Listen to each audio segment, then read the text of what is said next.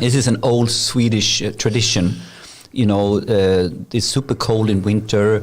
You have your cows in your barn, and they are sitting. You know, it's dark in there, and they are in there for 6 months because it's so dark and cold. And then at some point in time, it becomes a Swedish tradition. This is when we let all the cows out of the barn to roam free in the paddock. And this is called a kosläpp. And this is classic, right? You know, you have it, come and visit the Sigtuna Gården and experience kosläpp. And we do this as tourists. Like, you take the children and you go out, and then at a certain point in time, you have the cow release, or kosläpp in Swedish. And it's a big thing. And if you want to define happiness, if you want to have a picture of happiness, it's how the excitement of the cows and how they're bucking around and woo! Isn't it a similar quote from old Emil i Lönneberga? Yeah. Spring i benen, or you have some kind of... Yeah, I really understand, you know, me, myself, being a small-town boy, you know, we have cows everywhere, more or less, not really around the corner, but I've seen it since I grew up, more or less. Someone makes it a tourist attraction. Yeah, someone was grown up with it. Yeah, exactly. Where are you grown up? Where did you grow up, by the way? Yeah, so I grew up in the province of Småland, Eksjö. Eksjö. I'm from Småland as well. You know. So, yeah, you are. From Kalmar. Oh, you are? Yeah. Oh, safe. Jag kan prata witty med bröd och köra så här kalmaritiska, om du vet. Fantastiskt. And now the joke was going into vacation times. It was on the news media that the way the Swedes are buying, you know, vacation tickets. You know, so everything is ramping up. We don't have enough staff, but people want to travel, and we have the major problems in Arlanda and everything. And you know, it's a kosläpp for vacation. I never heard that term before, but I love it, Henrik, that you say that basically the people that take vacation now is a bit like a kosläpp, and they are just, you know. And I'm one of them. Yeah, for sure. Do you have any plans for the summer? We have made a few plans. We have 4 weeks of vacation coming up. I would say we are planning a trip down to Skåne, which is the south of Sweden. We will probably go up to Dalarna, where my wife is from as well. So where in Dalarna?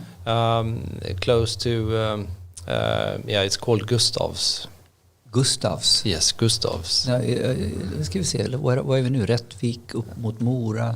Between Borlänge and something close up there. Yeah. Anyhow, so I'm really looking forward to it. It's very typical traditional Swedish summer, I would say. So now then the next one. Do you have a strong midsummer tradition? Because Dalarna has fantastic midsummer. Up there, it's very strong traditions, I would say. In Dalarna, I mean. Yeah, that's so we will probably celebrate the midsummer up there as well. Yeah. And here comes the trick question: do you have a folkdräkt? No, I don't. And folkdräkt, I mean, like some parts of Sweden, you have the traditional clothing, and it goes with like very traditional culture and all that. And in Dalarna, it's super popular to do it. I remember going to a Dala-bröllop, a wedding in Dalarna. Yeah. And what is the coolest thing you can wear? Absolutely. Folkdräkt. The coolest thing, the 18-year-olds, the coolest kids in town, folkdräkt. Yeah. Super cool. I still remember, you know, when I started Spotify, this is like 10 plus years ago or something, but they tried to get me starting a bit quicker from my old job. And the way they tried to lure me in is to said, if you can start earlier, you will be in the big Spotify's midsummer party. So this was actually the last year that they could actually arrange global party. Midsummer party for Spotify. All people flying in from all over the world to come here. And then seeing, you know, we actually were running around like trees and doing små grodorna, blah, blah, blah, blah, and then doing the full dance and everything. And for Americans that never been to Sweden and seeing the idiotic Swedish going små grodorna, they were thinking, what is this country? What are they doing? That's great. And that's I love it. I love it. Party, I would say. I love it. It was fun time. But it's a weird tradition that we have in midsummer in Sweden, I guess. Yeah, and is it, how old is it? Because it's some sort of, I would argue, almost pagan type. I mean, like if you look at the Midsommarstång and all that, where is the whole thing coming from? Yeah. I don't know. I don't want to speculate. I don't want to speculate because I've heard some stories about what it's supposed to look like. Yeah, the symbol for it. Oh, yeah. Okay. Phallus symbol. Actually, Yes. I have to. Right? Yeah. Actually, I have to brag a little bit about this because 10 years ago we started a tradition to celebrate Midsummer in Macedonia when I started a company there. And it's now 12 years we have been doing Midsummer in Macedonia. So all the employees, 100 employees, every year we are flying over, seal and vodkas, etc. And That's then great. we celebrate. But you're doing it in Macedonia, in right? Macedonia, right? That makes it it's even a necessary. It's like because it makes it even more weird because now this company has this strange party every year, and the other Macedonians don't know. No, but it becomes like, when somebody does something and it's cool, then people start to mimic it without knowing what it is. It's really interesting. Are you having like Swedish flags as well? So stång, everything, smågrudar. Oh, okay, that's awesome. We also have another tradition. What happened to the sound? No. Okay. Yeah. We also have another tradition here today, actually, which is the Almedalen tradition. And what's up with that, Goran? Did you have some reason for that? So Almedalen is, 1 month from now, Almedalen is the biggest, actually, what is called event we have in Sweden. For the public sector, how would you frame it? I would say it's not for the public sector. It used to be for the public sector. It's actually a gathering with all the politicians. They put the agenda for the year. And in the same time, you have all the public sector gathered. But since many years back, actually, the private sector and especially the CXO suite is actually there. So if you want to have one event that is seriously influencing or shaping actually the political and the public climate in Sweden, it will be Almedalen. Now you have a Järvaveckan as well, but it was Almedalen. So me and Anders, we were there in 2018, 2019, and Anders was telling me about this fantastic, what is called summer... It's a special drink. It's a special drink, right? It's not something for sommeliers or people that are, It's not for the snobs. Yeah. So the idea was that there is a tradition of drinking rosé wine with Fanta. Yes. And to make the long story very, very extremely short, it was a fantastic night. So today, as we cannot be on Almedalen, and Almedalen is on 1 month, and this is our last episode. And this is our last episode. So today is Fanta Rosé for everyone. So that is it. With that, I think we should make a small cheer for that. Cheers. It's a 70 episode. 70 episode. Rounding up. Yes. The last for the season. Last for the season. The next one coming in September. So yeah. Great. Cheers for that. Great. Cheers. Thanks. And there's actually a song for this. It's called like 1, 2, 3 Fanta och Rosé. Okay, I'm not going to sing. Don't do that one. Don't go there. Don't go there. Like maybe we can do it at the after Stop party. singing here. And instead of singing, let me welcome you here, Jens Gyllving. We have been trying to get you on the show for quite some time, like half a year, I don't know, for a long time. But you're finally here. Yes. And it's awesome to have you here for the season finale that we do have today. Correct. And in my view, actually, you are one of the most experienced, I would argue, people in Sweden that have, so much experience from various large organizations, very famous organizations. Yes. Specifically in how to drive like data and AI initiatives. Correct. So with that, I'm very much looking forward to hearing more and learning more from you and your experience. Thanks. I'm humble. Thanks. I know you have a lot of experience as well, and I'm looking forward to this podcast, and finally be here. Awesome. Yeah, it's going to be awesome. Yeah. With that, let's start with talking a bit about who is Jens. How would you describe yourself for people that haven't heard about you or your background? Who is Jens? Right now, I'm working at Electrolux as head of the global data platform. Yes. In fact, my career really started off back in the days when I wrote my thesis together with a friend of mine, Anders. Not me, but another. Another Anders, Yes. in fact. We were studying in the US, and we came across some very interesting topics. And when we got back to Sweden, to Växjö University, we sat down and we started drafting our thesis about why use data mining. And that's really, what caught my interest to this domain. What year was this approximately? So this was the spring of 1997. 97. So I would say I've been around since 1997 within this domain. It's been quite a time. So. Yeah, as how should we call it? There is a term for this. The silverbacks. Silverbacks. Unfortunately, you don't have much silver in your hair. No. No, he's not a proper silverback. He's So I don't photogenic color. silver. You don't? No, I don't. So Okay. yeah, Anyway, I'm lucky. I think anyone 20 plus in the business is acceptable to be called a silverback, even though you still don't. Yeah, and it's this whole thing. We've been going through the we call it data mining, and now we had the databases, the data warehouse. I mean, like the whole journey here, right? A lot of buzzwords. A lot of buzzwords all the way through. Yeah, I like that. The more, the merrier. Yeah. So in '97, you started to work with the other Anders, and that was Växjö University. Before it was called Linnaeus as well. And I was actually working in Växjö and Kalmar University at that time as well. Yeah, and later in same Linnaeus. province. Yeah, and it's nice to have another, local from Småland here as well. Yes. So that was your introduction into data science, or how did that interest start building up?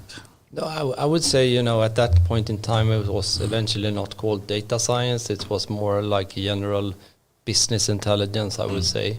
So I started off my career for a major consultancy firm that really built my platform within the area. So I was working with BI in a different industries. And we had but the term BI was there. Yes.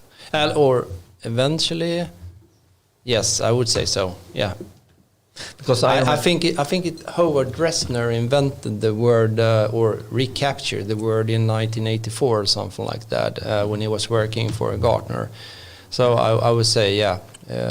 Or it was a decision support systems at that point of time, no? Eventually, yeah. So, yeah, but we kind of meet together with some really great colleagues, started to ramping up the BI activities at that consultancy firm. Yeah. Right. And can you name some interesting highlights from that time? Some companies or some project that was formative in some way? Yes, I have. In fact, I have a great memory. We did the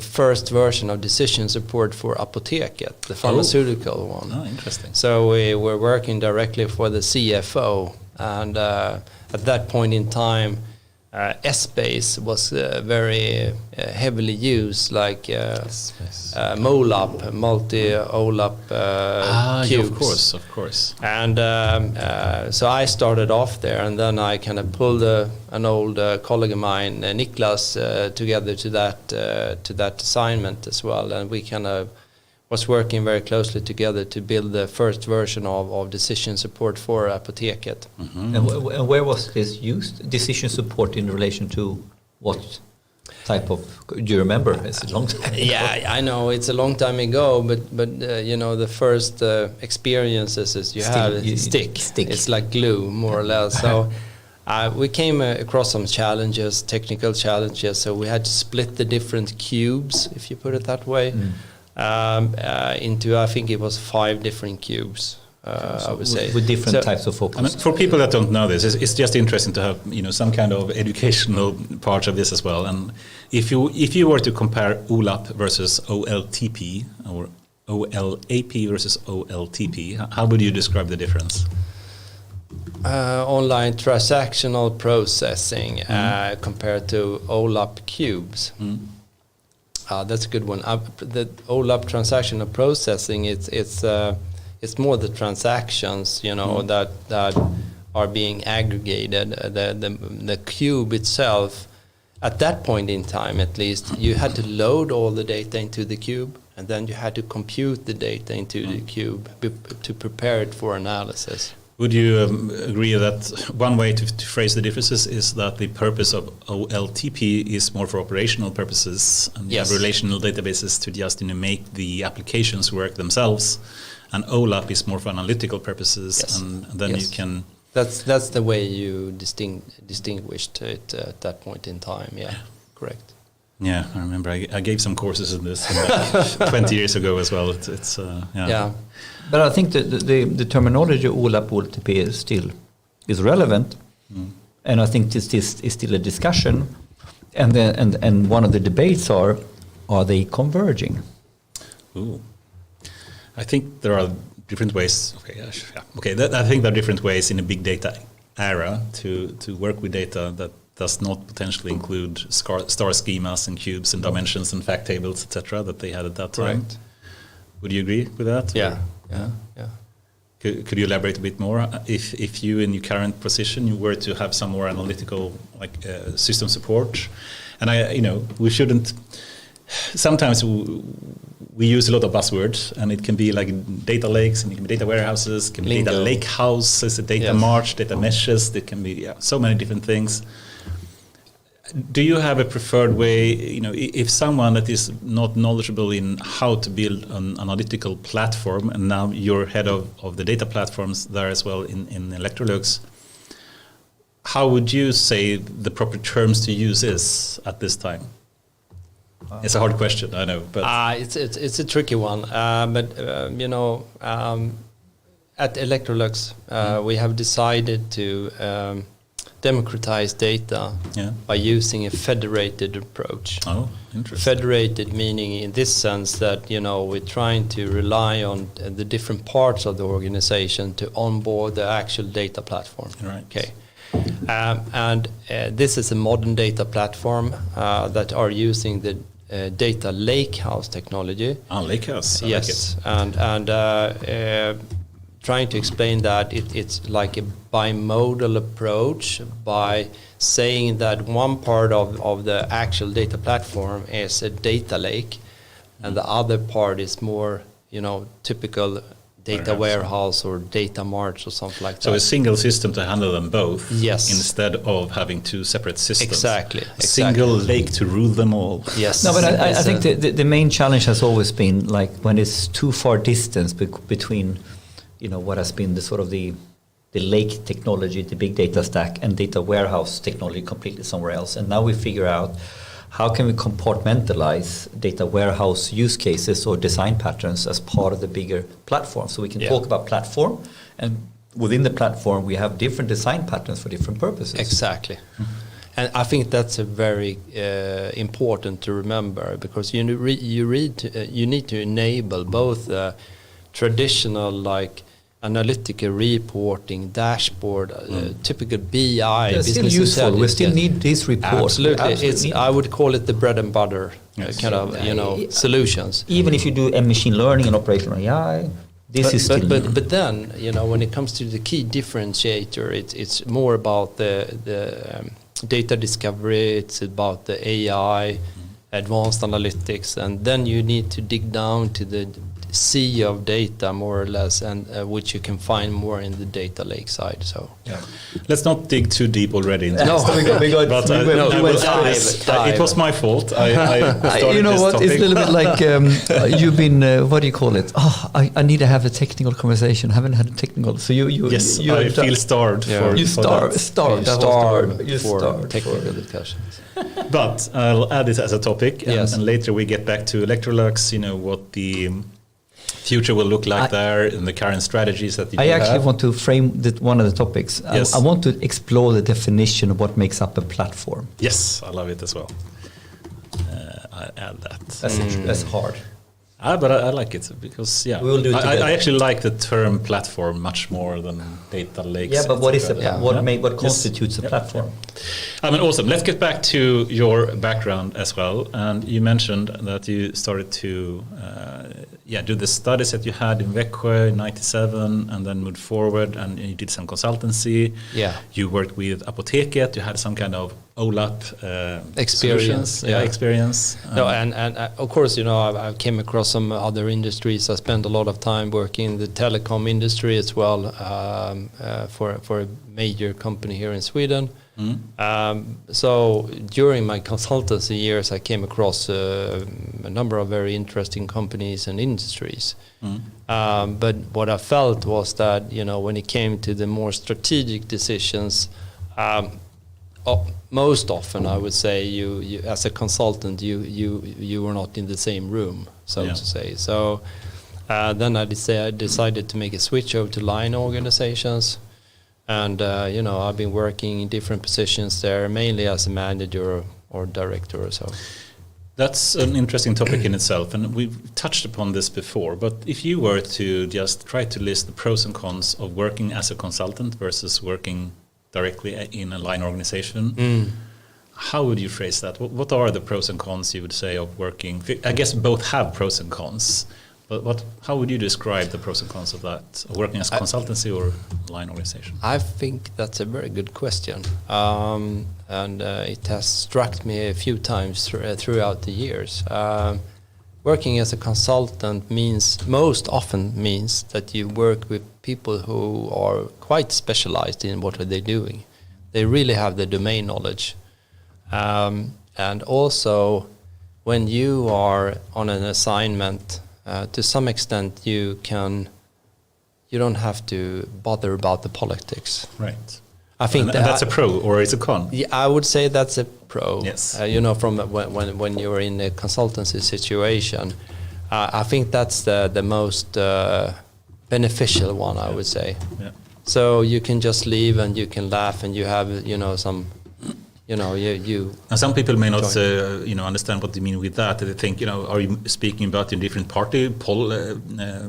democratic parties or something, or what type of politics? But I guess what you mean is that there are politics basically in any kind of large organization. Yes, I would say so. Absolutely. When it comes to who's really the one to make the right decisions and there's always people driving their own agenda, eventually. And we have per default competing agendas in a large enterprise.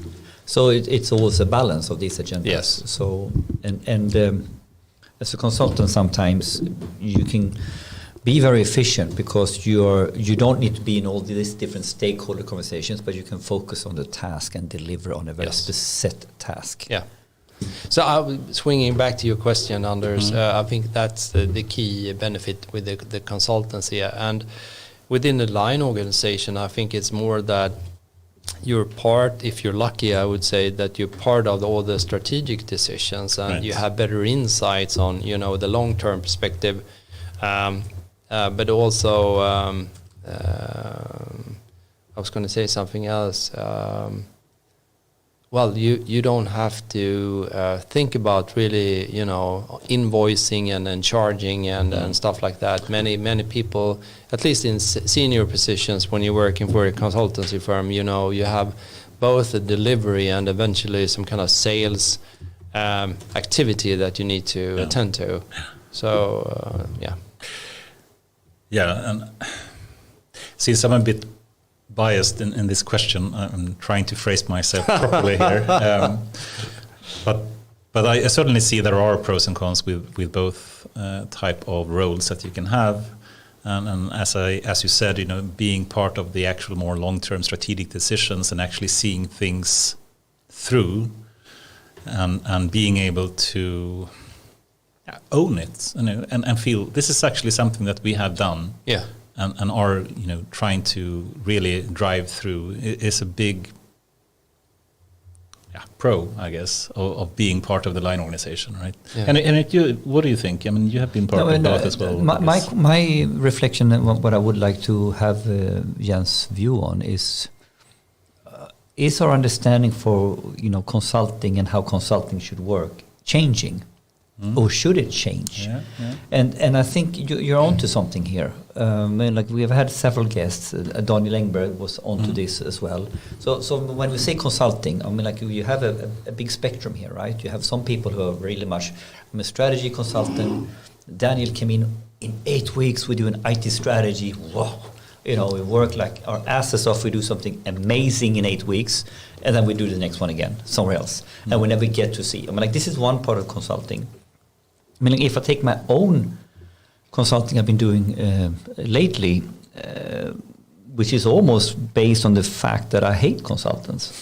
It's this problem, right? That no, seriously. I mean, like the problem is more and more. I think that. I've been on both sides. I've been consulting for a long time and then been on line organization many times. And then when I come back now and more on the consulting side again, my outlook on consulting is very different. And I think what I'm trying to say here is that I look at myself and how I was acting or thinking when I was young and consultant then. I'm going to go in and save them. It's this hero mentality as a consultant. And when I've been on the other side, that is completely shattered. It doesn't work like that, right? So now I'm very much into the core idea that the company needs to own their change. And any consulting or any support you need can never change that. So to me, the template for what consulting should be all about now is something else, right? I'm here to. It's more a partnership. It's a partnership. It's very long term, and it's basically not von oben. It is really not von oben. It's a little bit like, okay, how can I make you succeed, and how can I then work through you? How can I empower you? Type consulting. And now this is on one layer, and then we come to, okay, we have a real problem here. We need to supplement with some talents in gaps we have. Okay, fix that. But I think the core mindset here is that to become data and AI driven, what we are talking about, you need to have your own people doing it. And then, of course, they need to hold someone's hand sometimes. Yeah. But it's different, right? It's different. You can't really outsource your change. I don't think so. No, you can't. Absolutely not. I think it's easy to cheat yourself a little bit, that it's easy to bring consultants on board. It's more that you need to eventually sometimes do both, but you need to build up your own staff and your own people as well. But thinking from a company or organization point of view of why or why not to bring on consultancies, I guess one thing is that it is really hard to find senior talents in the data space. Yeah. And if you want to get started quickly, it could be a good way to get bootstrapped, right? Or to get quickly started. Or what do you think, Jens? I would say my experience is it's all about networking, having a good network. You need to take care of your reputation. I think it's important that the best evidence is when you have old employees want to go back to you as a manager. I think that has happened to me a number of times, which makes me proud and also humble. I think that's very important to be successful in this area. Yeah. I fully agree. And it's we all know how difficult it is to recruit the right people for the right level or roles. So you need to be very, you need to give it some time, so to say, and. But in the long term, you want to own it, I guess. Yes, of course. Yes. But I think your question there, from my take on that, is that what is really shifting is the fundamental objective and mind shift. Why do I bring the consultant in? Do I bring that person in to solve it for me? I don't want to know about it. And then, almost like, okay, outsourcing, I would argue, mental outsourcing. Or do I bring someone else to help me build something that I should own? And that whole mindset is a game changer in terms of how do you procure and how do you set up the relationships. That is not for you to have a managed service with me over time and make yourself indispensable. It's basically to make yourself redundant as fast as possible. Yeah. And I think you can do both. I think so, but it's all about understanding your sourcing strategy as Yes. well. I think that's very important, that already from start you understand, okay, this is some kind of target model that we want to work with. Exactly. And if we kind of kick off with the staff augmentation and co-manage to move over to managed services, it could vary depending on what area you're working with. I think that answer is spot on. And I give an example, snapshot, a little bit what we did at Scania, where we, of course, in our team have used consultants, and I was an interim manager, so I'm a strange one, right? So I'm an FTE in the management books, so to speak, but I'm an interim manager. But for all purposes, Scania, right? And we built a competence ladder, like a transition ladder, where you can kind of see, now we have 80-20 like this, and then how, in what roles, how do we, what is our sourcing, what is our ladder in order to absorb that into Scania? And we did that very deliberate. And we did that with IT roles, where we're going to have these Scania IT resources in Södertälje, we're going to have these Scania IT resources in Pune, and we're going to use consultants in this way. And I think the sourcing strategy mindset, as you highlighted, if you have that, then you can be relaxed in how you use consultants. Because it really boils down to what kind of strategy you need to when you're recruiting and attracting talent as well. Yes. Interesting. But going back then to your consultancy days, and then you moved into a line organization. What was the first company that you moved into from a more line organization point of view? Real estate. It was Vasakronan. Oh, really? Yeah. Vasakronan. So I would say that's probably my only, job experience where I not purely worked with analytics. Yeah. So what does that mean? What besides analytics did you work with there?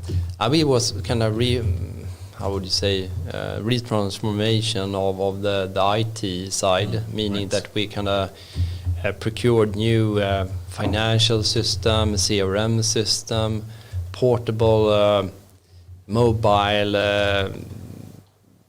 gadgets for the technicians out in the different real estates. So in a later stage, it would have been more analytics, but at that stage it was like a transplantation of your heart and lungs and everything from an IT perspective. All the core systems needed to be replaced, more or less. But it was a great experience, absolutely.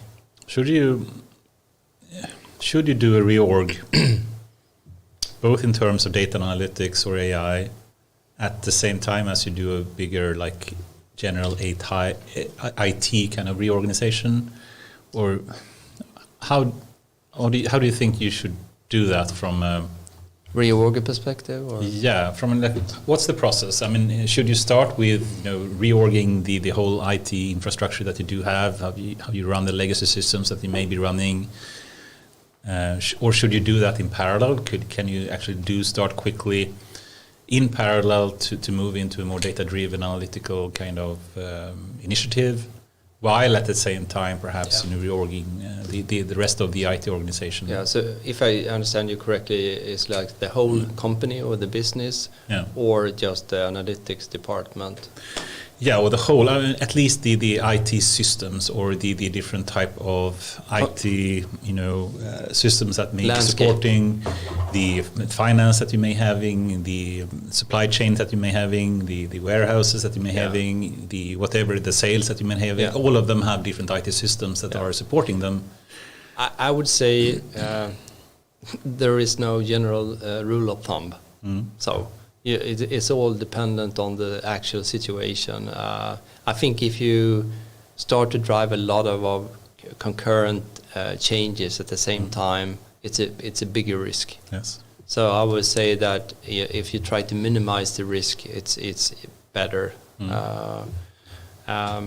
But of course, I've come across cases where you are like changing a lot of the IT landscape. For instance, when I was working for Axfood, we had a major SAP implementation at the same time, as we were changing the analytics landscape at the same time, meaning that we wanted to consolidate the data warehouse for a new one. So sometimes you're lucky and you don't have too many parallel things at the same time. Sometimes you need to just accept that there is a lot of things going on at the same time. But let me just quickly to continue on this topic, because I think what you say is, for one, important, which is trying to minimize the number of parallel changes that you are trying to succeed with at the same time. But then if you look at the two extremes, one extreme could be change everything separately and in parallel in extreme. And that, of course, is very dangerous and has a lot of risks to it. The other extreme is, let's take one system at a time, and let's put the data and analytics in the end. So we first have to have a fully compliant and modern kind of systems for the rest of the organization, and then later we start to be more data-driven and BI and potentially AI-driven as well. I guess that's dangerous as well if you go to that extreme. Yes, right? Absolutely. I couldn't agree more. I think reality maybe something in between, I would say. But without naming any names, in as you say, we need our network. Yeah. So I was talking to someone in our network. Yeah. At one of the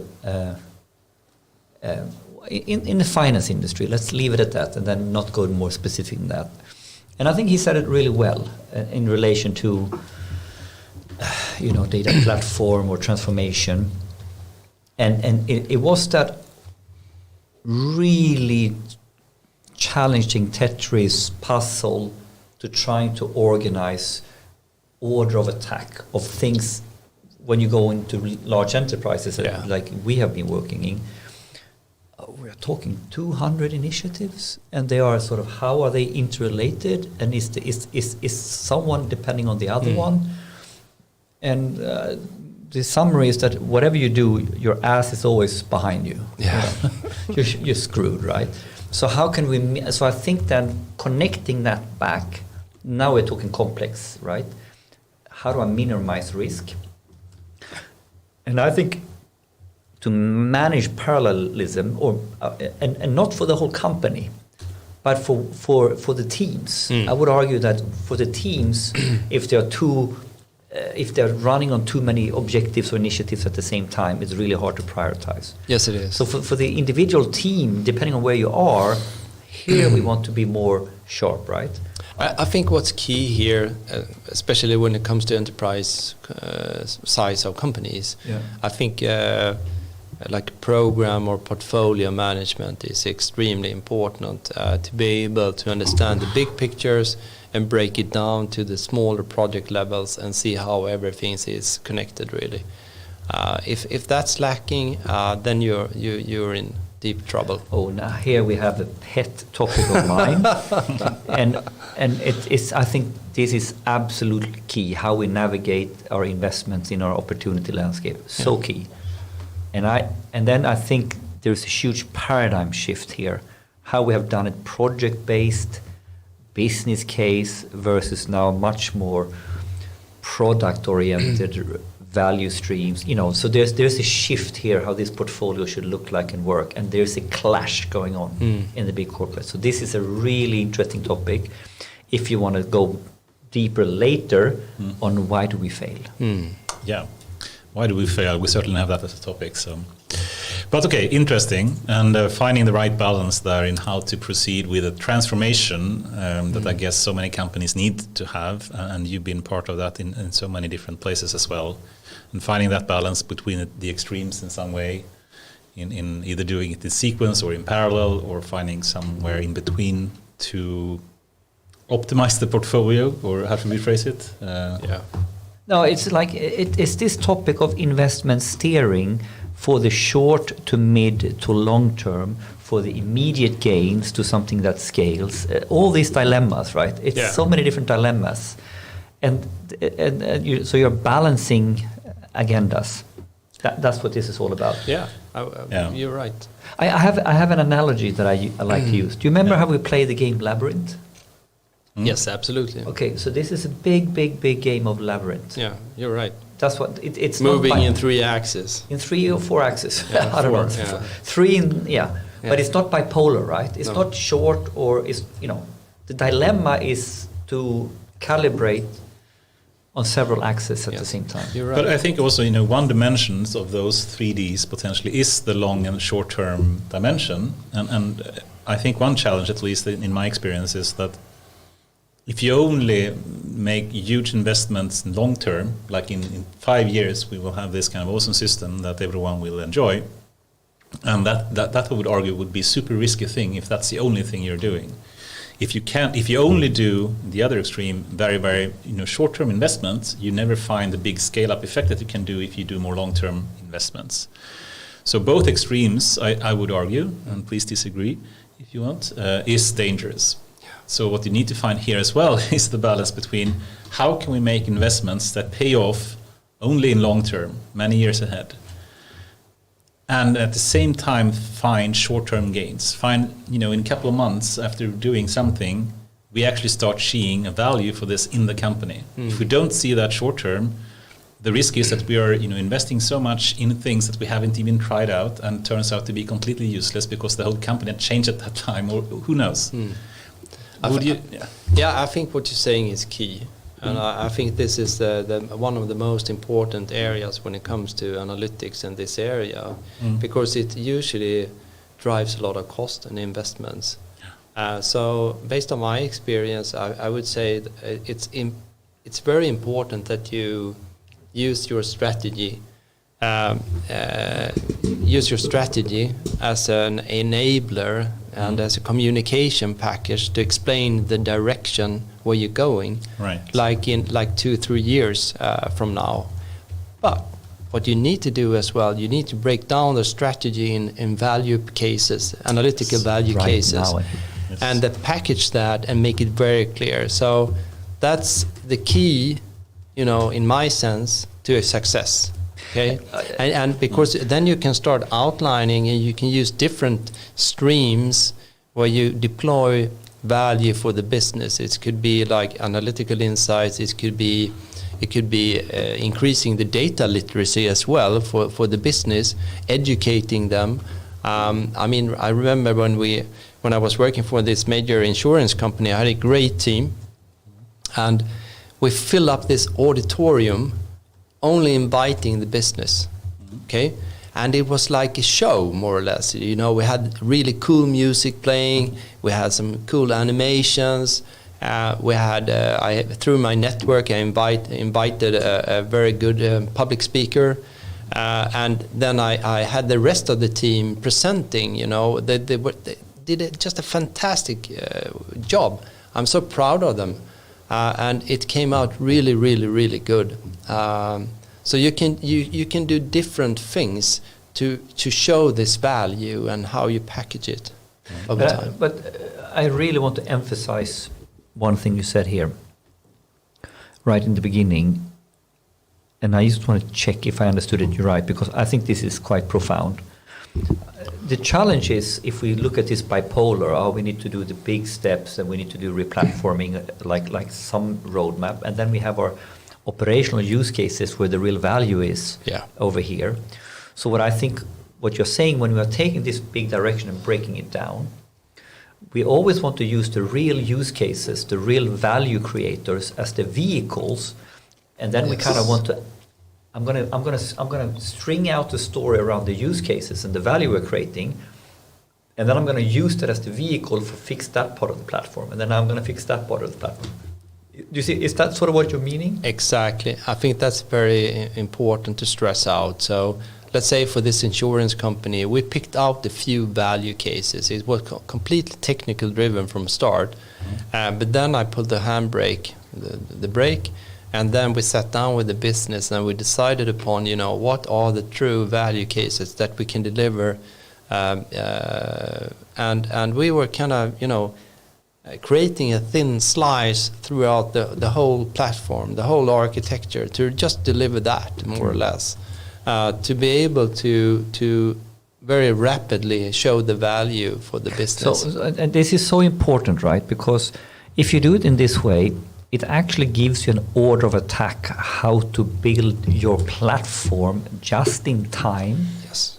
Value use case by letting the vehicle of the use case drive the platform scaling. But what's key is that you really need to have a very good blueprint to work from. Yes. So it's like, you will build your house and you will build your garage or whatever, but you have that blueprint in front of you, and then you decide, okay, to bring some value very quickly, just start with a piece of it, more or less. It could be the garage in this case, maybe a bad example, but it's just that you need to understand the overall picture, even that you're just creating a small slice of the architecture. We are so in sync on this, and sorry for stealing it. Yeah. But because if you have the house analogy, we have the blueprint, we know we're going to build the blueprint.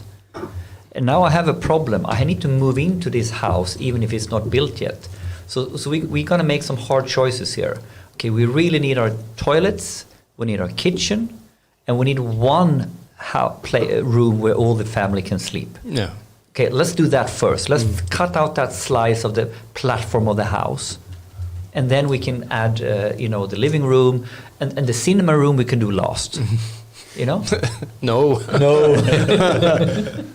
But I think that's a great thinking. Yeah, that I think that's really the deal breakers when you talk about successful cases in this area, and you only learn by by your mistakes, of course, And having the long-term vision, but also the way forward towards it, which may not always go in a straight line, so to speak, right? Exactly. It can take some turns, but it still should be at least in the direction of the vision that you have long-term. But I think you highlight then the problem is how many has a decent blueprint?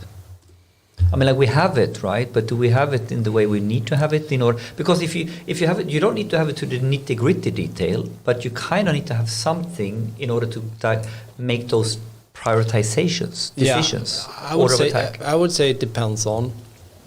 I mean, I don't have any figures on how many or how the percentage, of course, but I think the cases I've come across that is not very successful, they don't have the good blueprint in place. So they don't have anything to make the decision against. No, really, and if you really want to talk about that part, I think the blueprint should really support the overall business needs in creating insights and analytical use cases. So to some extent you need to, the way I usually think is that my starting point is, okay, what's the need for the business, okay? What their insights, analytical capabilities do they want to drive over time?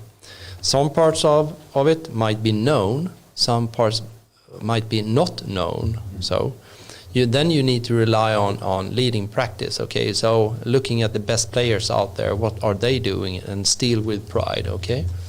But when you have an idea about that, you can use some different techniques to do that. You can build this analytical framework that kind of, displays the capabilities and the insight areas very well, and can be used together with the business to understand, okay, what part should we start with, what's the priorities, etc. When you have that in place, then you need to, okay, so how can we deliver that? And that's really when technology comes into play, and technology today, that's not really a problem, more or less. It might be the case that you need to understand what technology is the best one. Which. Yes, exactly. So, and maybe from a cost perspective, which is like, what fits best in the overall strategy for that company, more or less. But so it's an ecosystem that needs to work together, I would say. Yeah. Awesome. And that really was cool. a great discussion about how to reorganize like both the IT but also data and AI in sequence or in parallel and different ways going there, having a long-term vision and then a path, sometimes crooked path, but at least a path in the same direction. It's never straight though, Yes. for sure. Yeah. Oh, I'm eager to do a pride joke here, but I don't go there. Okay, awesome. And you've been at so many places here, and I'm trying to avoid having to go through all of them. No, you don't have to. That's fine. But you mentioned, I think, the insurance use case, and I guess that was from Folksam as well. Yes, correct. Right? Yeah. If you still, you've been at so many interesting companies like H&M and Oracle and Arbetsförmedlingen, the employment agency that we have, etc. And we of course going to focus on Electrolux more later. But if you just were to give some highlights, perhaps, from your background at these kind of companies, anything specifically that you can mention about them?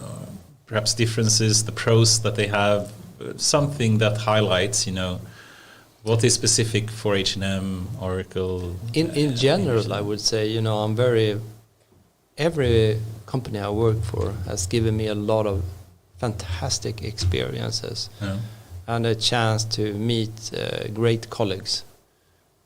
Because everything has really boiled down to the person I am today from an experience point of view, and that's, to me, that's very valuable.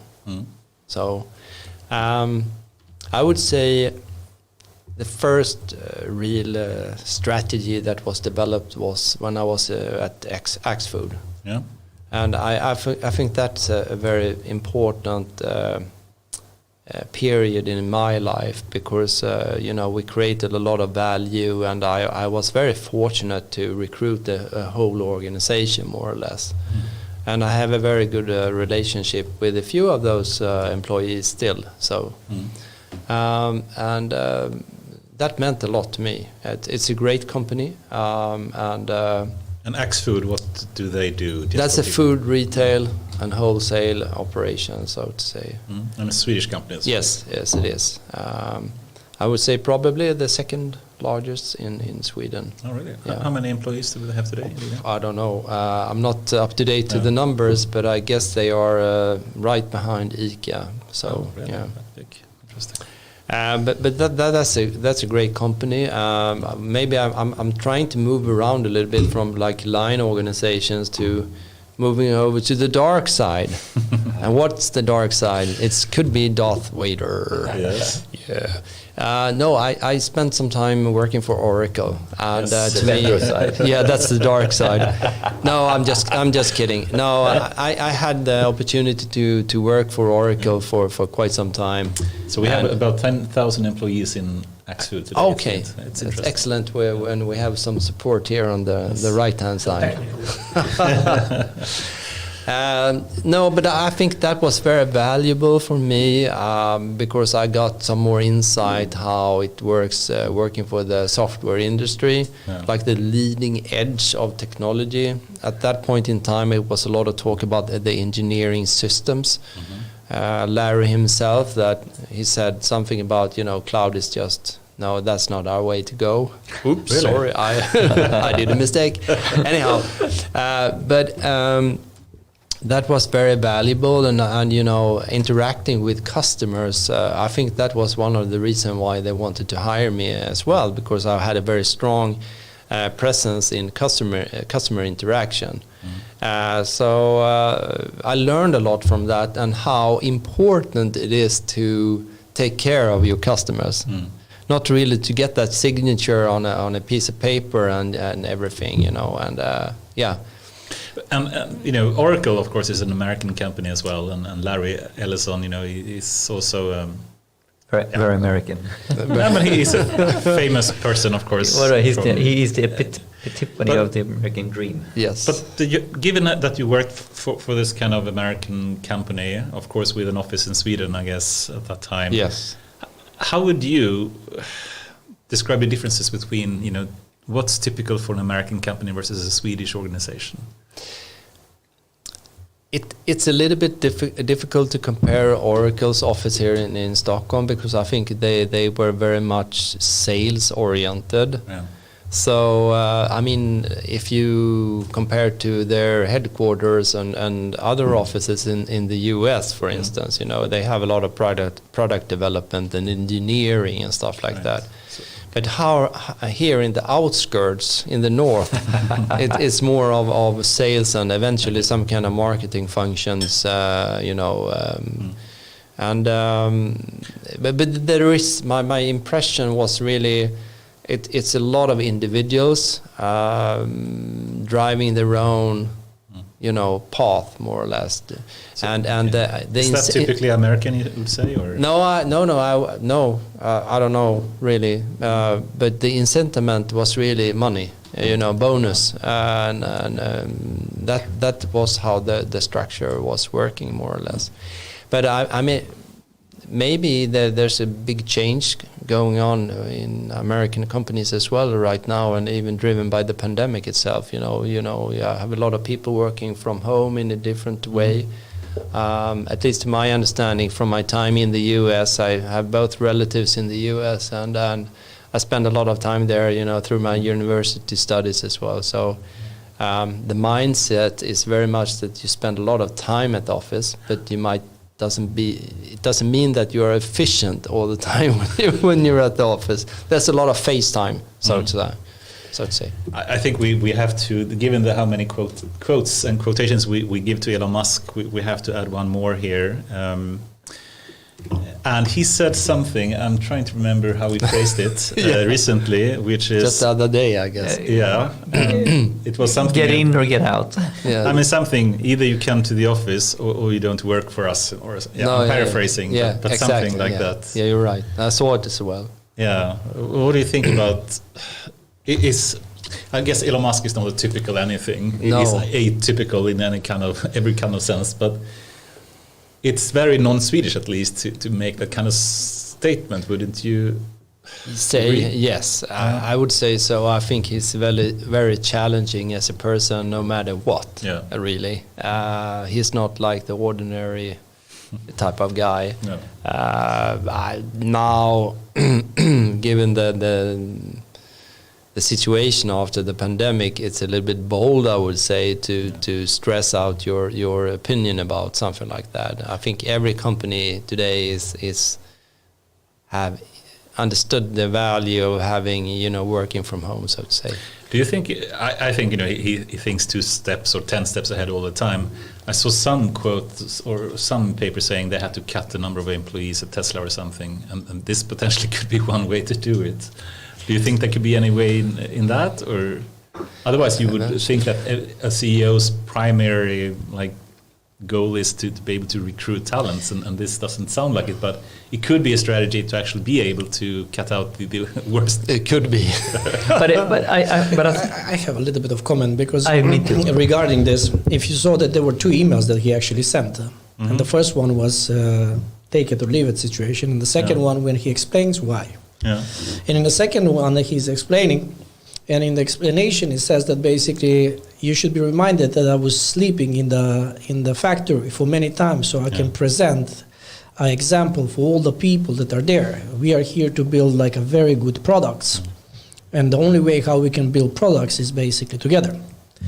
So it's a great statement, but also it's a little bit, as a CEO, for me, I think it's a very emotional thing to explain yourself in that way, that because I have done it, now you need to be in the office. So I think it's a very much emotional type of a decision making rather than PR, which is very typical for him before, considering his tweets to 8 o'clock at night, I will buy Twitter and things like that. I just want to make a small reflection, and that is, we have had a couple of comments on social media from different various sources, the whole debate, how much should we be in the office?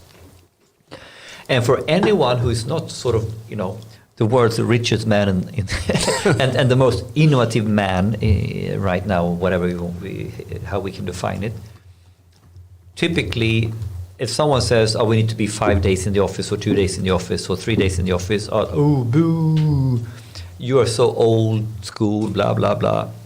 And then it's interesting now when someone who is sort of personified as cutting edge in all areas, from thinker to execution to what he's doing and how he's innovating.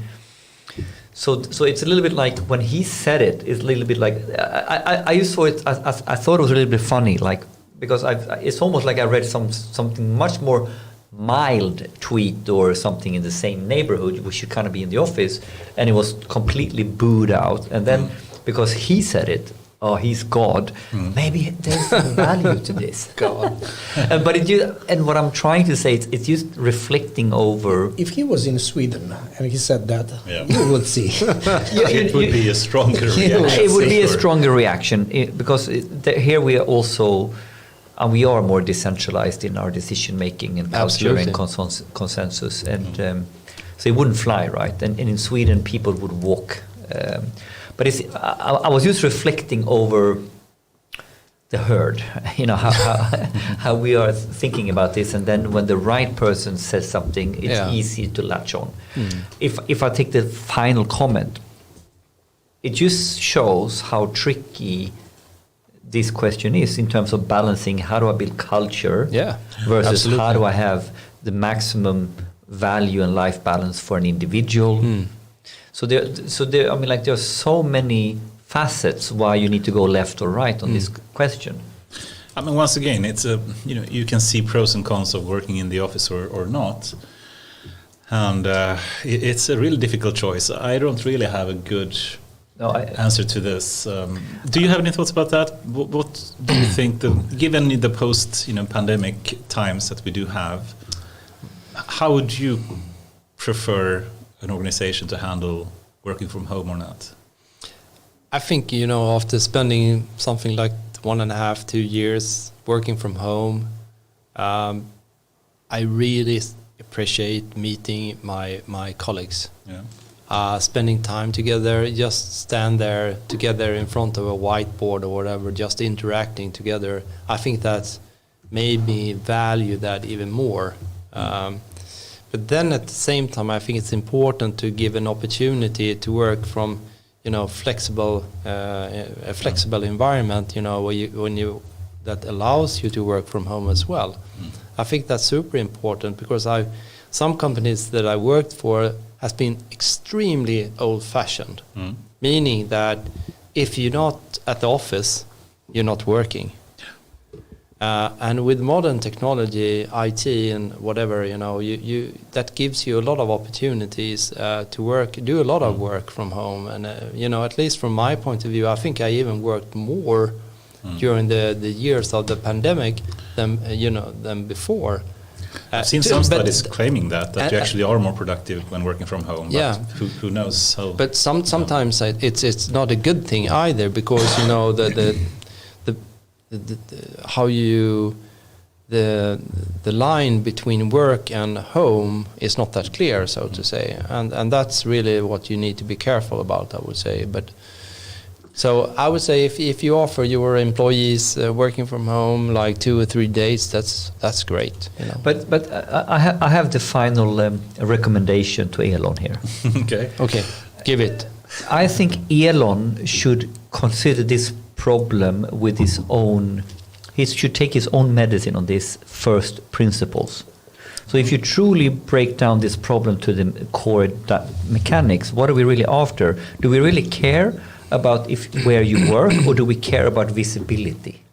Do we care about culture? Do we care about interaction, human relations? So what do we truly care about? And then breaking it down to the first principles, how can we solve it given the tech?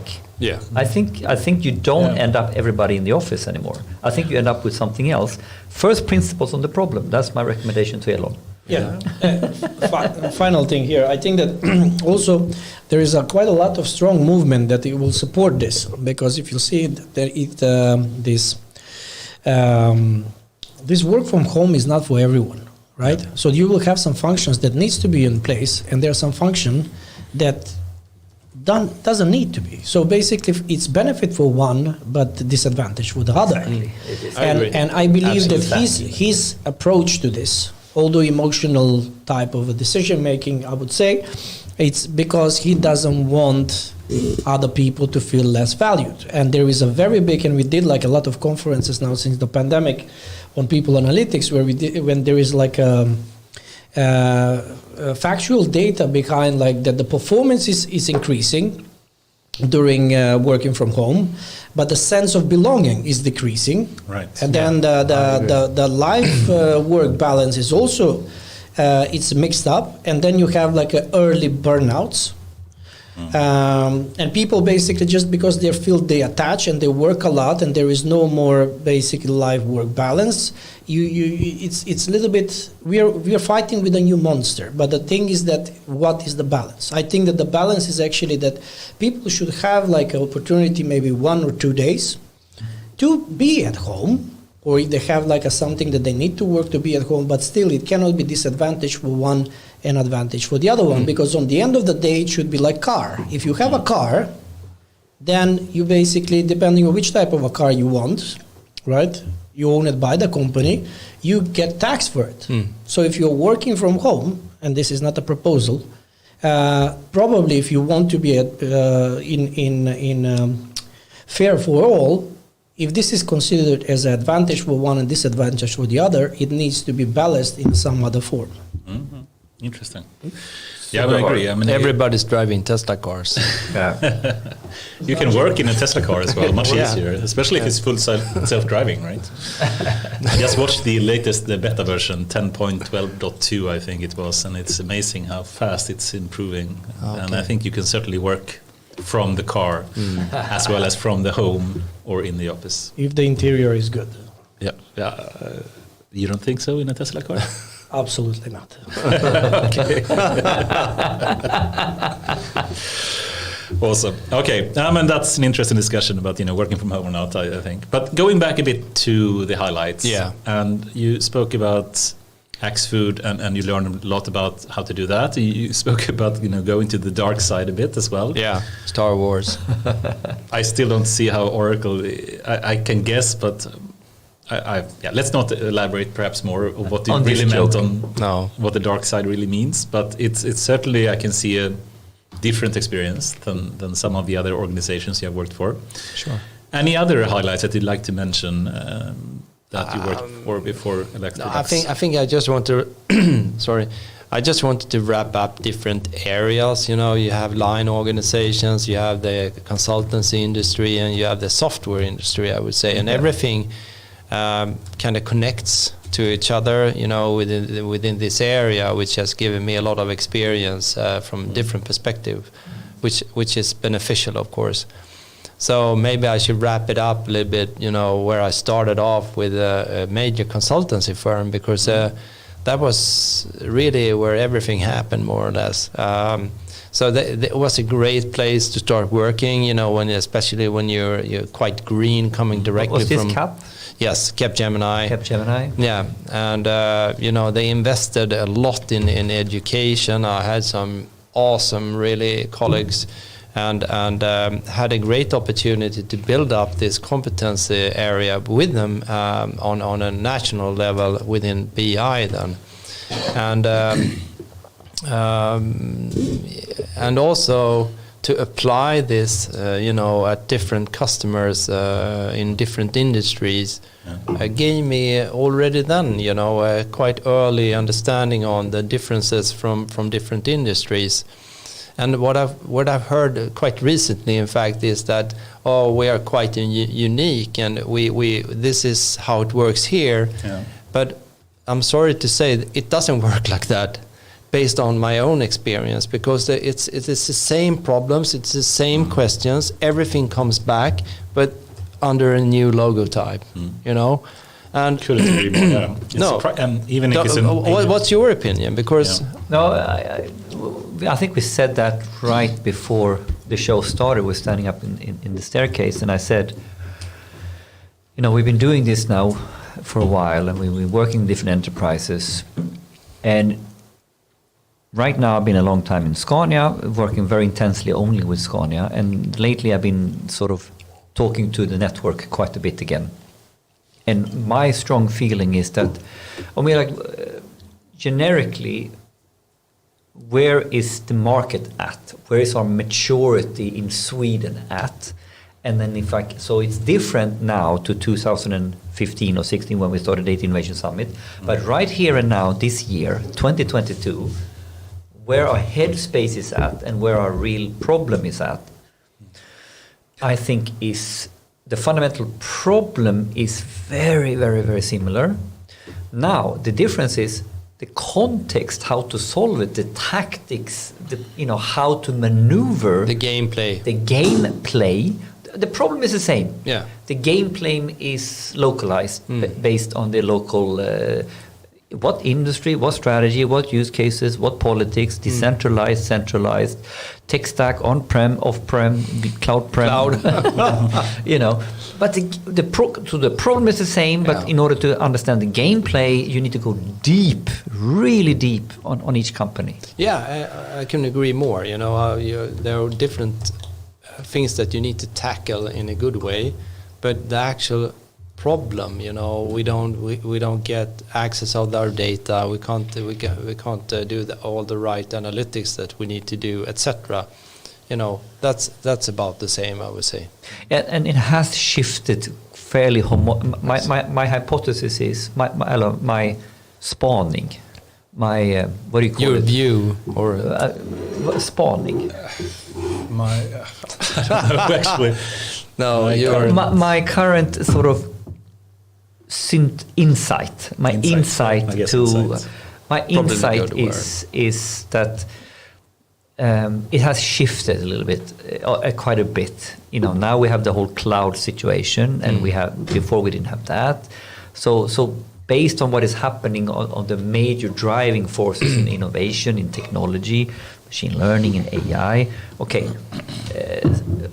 we're shifting the game here, sort of thing. But across the board, we are now kind of working on the same problem.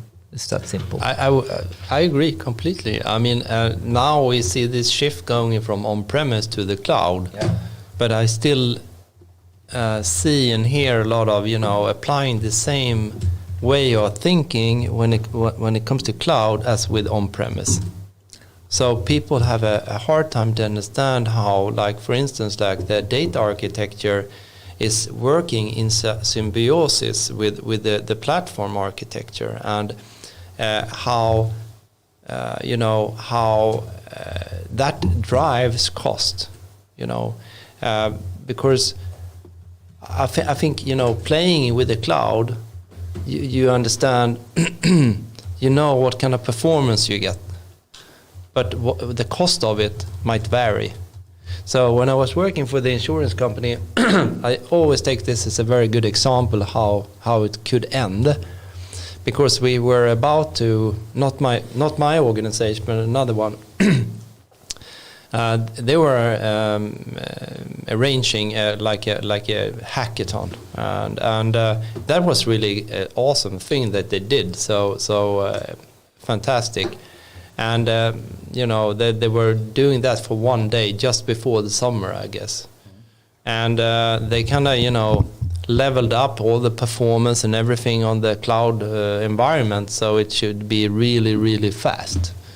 And it was a great a great day hackathon. A lot of people participated in everything. But then, hey, what? Bye. I'm going on vacation. No. Forgot to squeeze it back down again. Yeah. So what happened after the summer? One of my employees, he said, "Hey, Jens, you need to take a look at this. This is really expensive." So someone forgot to turn down. Yeah, the 2-month hackathon. Yes, so the hackathon from being one day, it became like, I don't know, 2.5 months. 2.5 months of maximized performance. Super expensive. And it was just to pay, more or less. And the bottom line here is that with cloud comes new ways of thinking and new ways of governing. Simple as that. Yeah. But just going back a bit to the statement potentially that I guess data and AI transformation is surprisingly similar that we started speaking a bit about. And I guess one similar problem is moving to the cloud or using cloud services and not just doing lift and shift as we've spoken a bit about before, that you take the old services and just move it to the cloud, but not really changing anything and not really making use of the high-level services or whatever that they are having, and all the managed services that they do have. But I would like to ask one other question that as being a silverback, even though you don't have any silver hair as well, but you have also experience from a number of companies. I would argue also, because it is surprisingly similar, as you say, that also it's a very similar experience, is that people always think the grass is greener on the other side of the river, meaning in some other company, and they always think my own backyard is horribly dirty.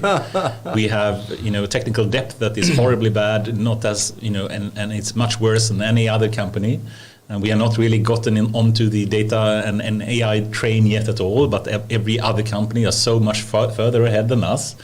And then you go to another company and they are saying the exact same thing, I would argue.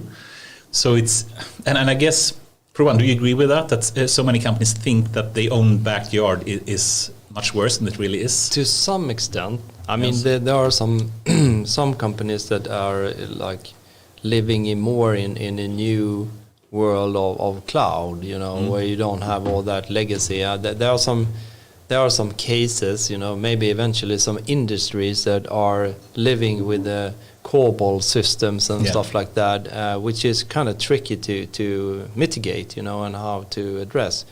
But I think you're right. I think that also shows over time an experience that the grass is not greener, more or less. Like if you're born in the cloud era, so to speak, and start with using the cloud or some more modern kind of cloud technology, private or public, then of course you are much better off and don't have the same technical depth that I guess companies that have a bit longer history and have the more legacy type of IT system has, right? So it's much worse for them that do have the pre-cloud era kind of background. But let me sharpen what you said now. Isn't it as simple that if I have a 100-year-old company, I've been working with two companies now that is, one was more than 100 years old, Vattenfall. You're bound to have technical depth. And if you compare that to a company like Spotify, I mean, like we are talking century less. Yeah. Absolutely. So what happens if you just extrapolate on a century, right? Yeah, I think you're absolutely right. I mean, you need to look at the history. You can't just cast a spell and everything is gone. More or less, it's impossible. But how do you get out of 100 years? And because nothing is, as you said, a straight line, and nothing is easy to change. Yeah. And we are really now talking about, in banking, the absolute core systems that don't touch, Mainframes and COBOL. Mainframes and COBOL, and that core is fairly large. And the real headache we've had, and I think we've known about it and knew about it for at least 20 years, we don't really know how to shift that core while in production. But still, I think there is a psychological phenomena here that I don't feel or think people are aware of, and actually cause a lot of distress for companies, which is, let's ignore the newborn cloud era kind of companies that started, the very lucky recently. ones. Yeah, I mean, of course they have less technical depth than the elderly one. That's obvious, I think, and clear. They're no silverbacks. No.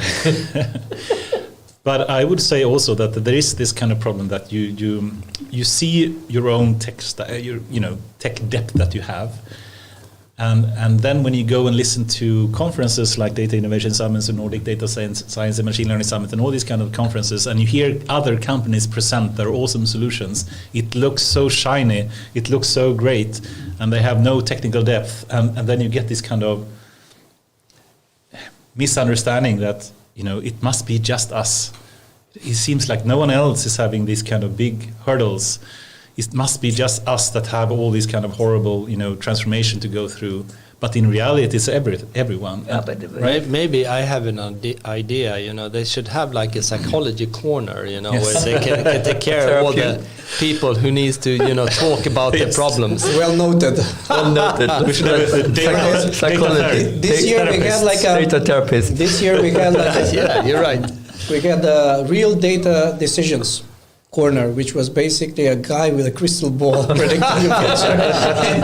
It was the most visited corner of the entire event. So next year I'm doing that for sure. Yeah, data therapy. But you know, isn't this the same as we have Data church and data confessions. no data confessions? Henrika will buy you one of the priestess Data confessions. You know, I was a priest. Did you hear? I was screaming like an evangelist. So, someone was joking to me. Oh, this is one of those American. Anyway, that's funny. Back to your question. To be serious here, isn't it the same as social media angst? You know, like we all are showing up our beautiful lives. It's a good analogy. We're showing up our beautiful lives, and we're drinking Fanta Rosé every day. Of course we are. And we are buying, you know, and of course we all have normal lives. And we are living with everything, right? And conferencing is the same, right? And that's what we've been discussing a lot, me and Goran. How do we create the other types of arenas where we can talk, you know, data confessions, or we can have meetups in different ways, because we really need the inspiration. We really need to feel that. Yeah. But we also need to talk about the pink elephants. Yeah. We also need to talk about why we fail. Yeah. And that's very important. I think it's super important, but it's just not what the typical conference is not geared to that. I think it's maybe we should change that. Yeah, I think that's a very good topic. You know, why do things fail? Yes, and let's have that in a minute or two. You did a perfect setup. Yeah, you did a perfect segue. Perfect transition. But he's the boss. No. Okay, I was thinking, you know, we have to just finish it. Yeah, finish it. I agree with the you. move to Electrolux, and then we move directly into... Okay, so let's talk about Electrolux and then some big topics. Yes. Why do we fail? Yes. Yeah. Good. So then we have finished that off. Okay, you made a move to Electrolux recently, correct, right? yeah. Can you just elaborate a bit more? What made you take that move, and what is your current role at Electrolux? Yeah. So the reason why I kind of found Electrolux, I know the company, of course, was the network. So there was a person in my network saying, "Hey, I think they might need you," and that's really the background why I started off there. My current role, as I said in the beginning, is the head of data platforms, right. global head of data platforms, and.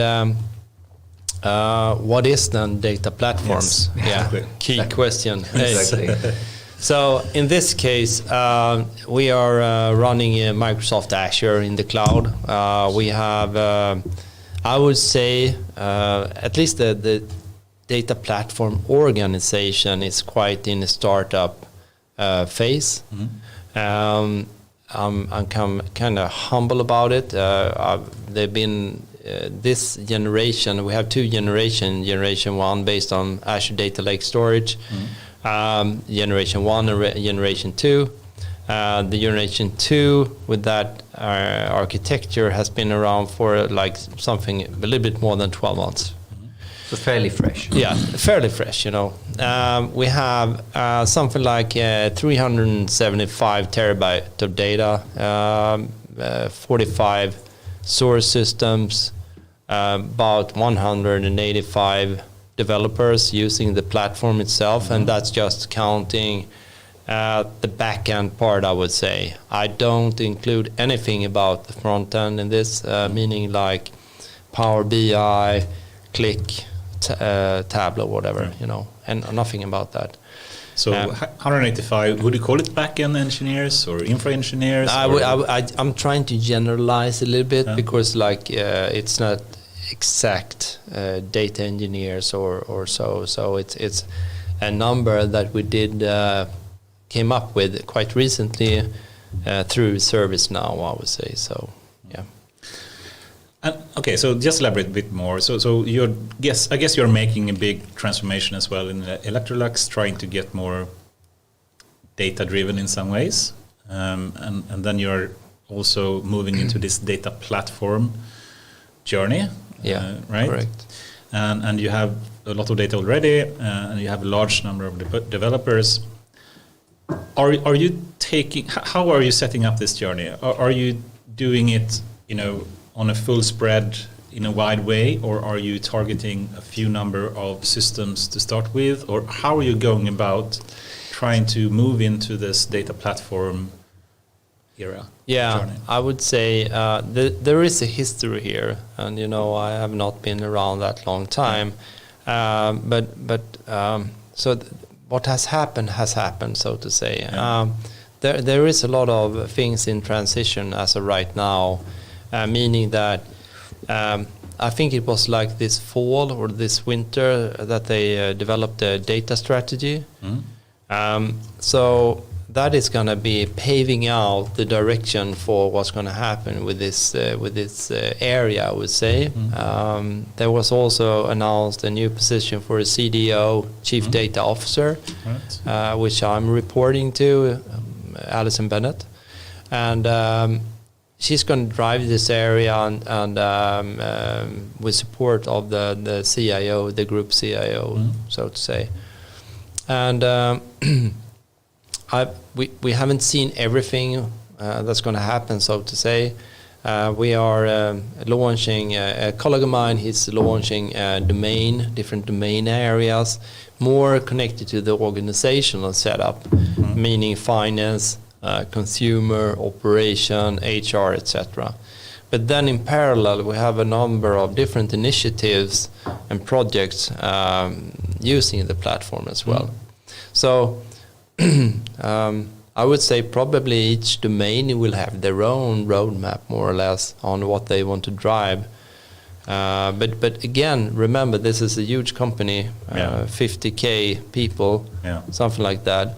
And you have, given the history here, you have a strong decentralized organization in the different business areas, BAs, so to say. You have Europe and some other ones as well, North America, Latin America, Asia Pacific. And in these business areas, you have, I guess, both manufacturing and marketing, sales. Yes, product. exactly. So it's not like there are sales business areas. There are full-on business areas where they have more or less the whole supply chain. Yes, to my understanding. The whole yes, value of course. chain. I mean value chain. Yeah. And you even have IT within those different, and I belong to the group, so to say. So, and you used to also to give us a snapshot to learn a little bit about Electrolux. How much is Electrolux? It's a huge company, right? Yes, absolutely. But also, and it has many different brands. Yes. And we have the brand Electrolux that we know about, but then we have other brands. I mean, like there are mergers and acquisitions in this game. Yeah. Quite a few of them. Yeah. Over 20, 30, 40 years. Yeah, I think that was something that was I didn't know that they had this so strong acquisition journey. Exactly. As when I was during the introduction, they had some presentation. I think that was just fascinating. So because they really grew in many ways. What they've have done over the years, they have sold out so many different labels, more or less. I can't remember every of them, but it's quite many. Are they on a journey to try to move to a more core business kind of operation, or? That's my understanding, that they're trying to get down to the very roots, more or less. Interesting. Okay, and just to get a bit more technical as well, for my pleasure, and perhaps some people that listening to this. Yes, great. Could you give some example about perhaps some project that you have been or starting to get involved with on data platforms that is like a typical, like a good example of this is the journey we want to make?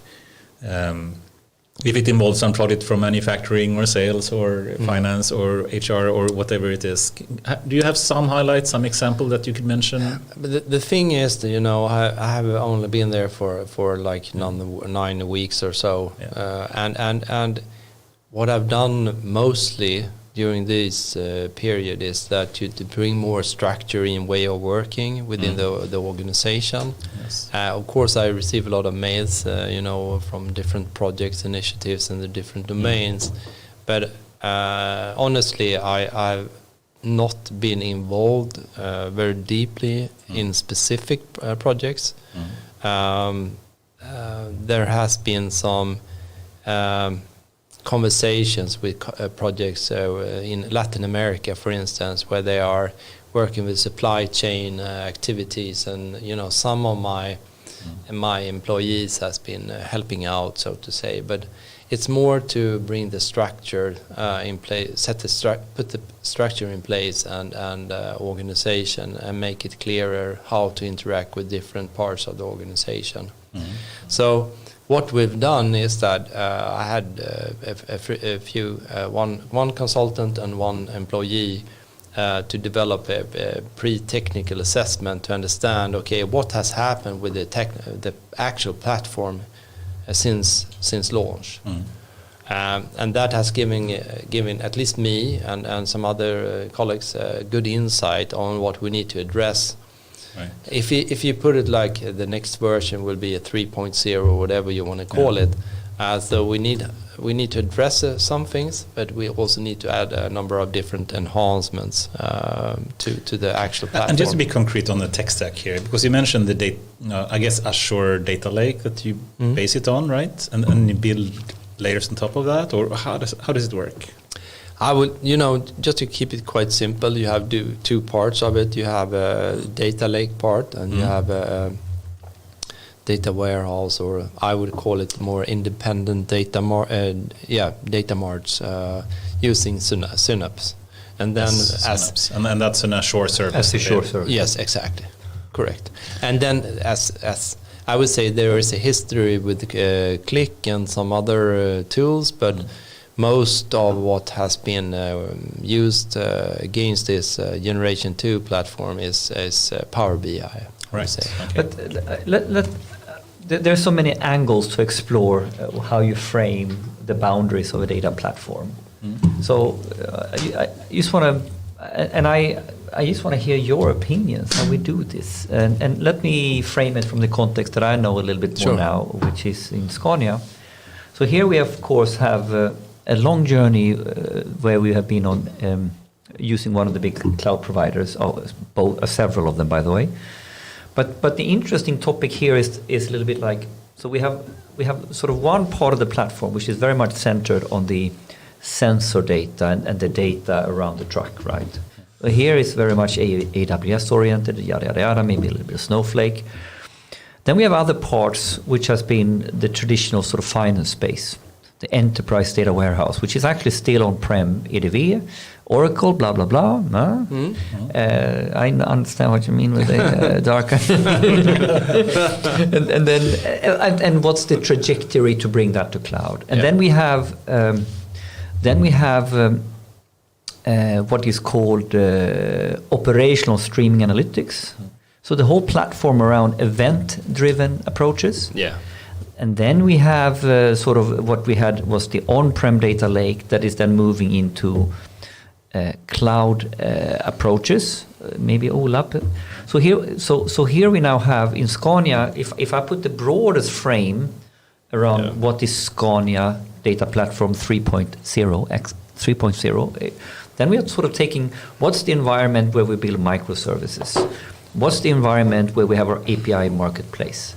What's the environment where we do the event streaming type data pipelines? What's the environment where we do more data at rest, OLAP, tabular, whatever?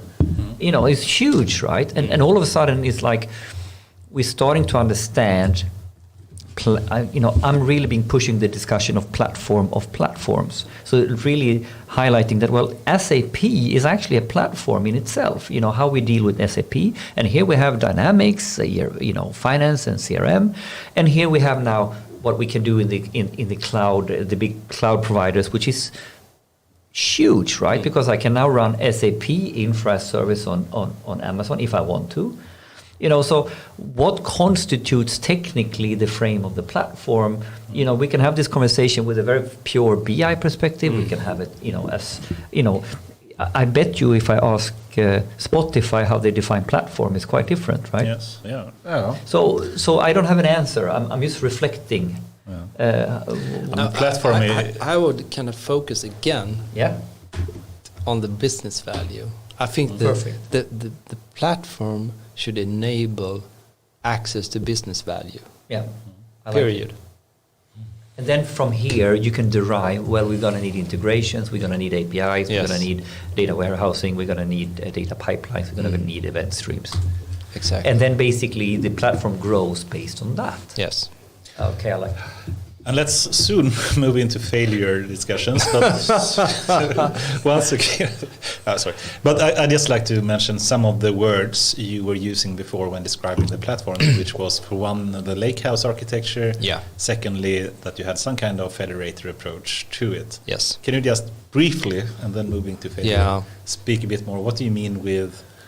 I guess we spoke about the lake house already, but just briefly, what?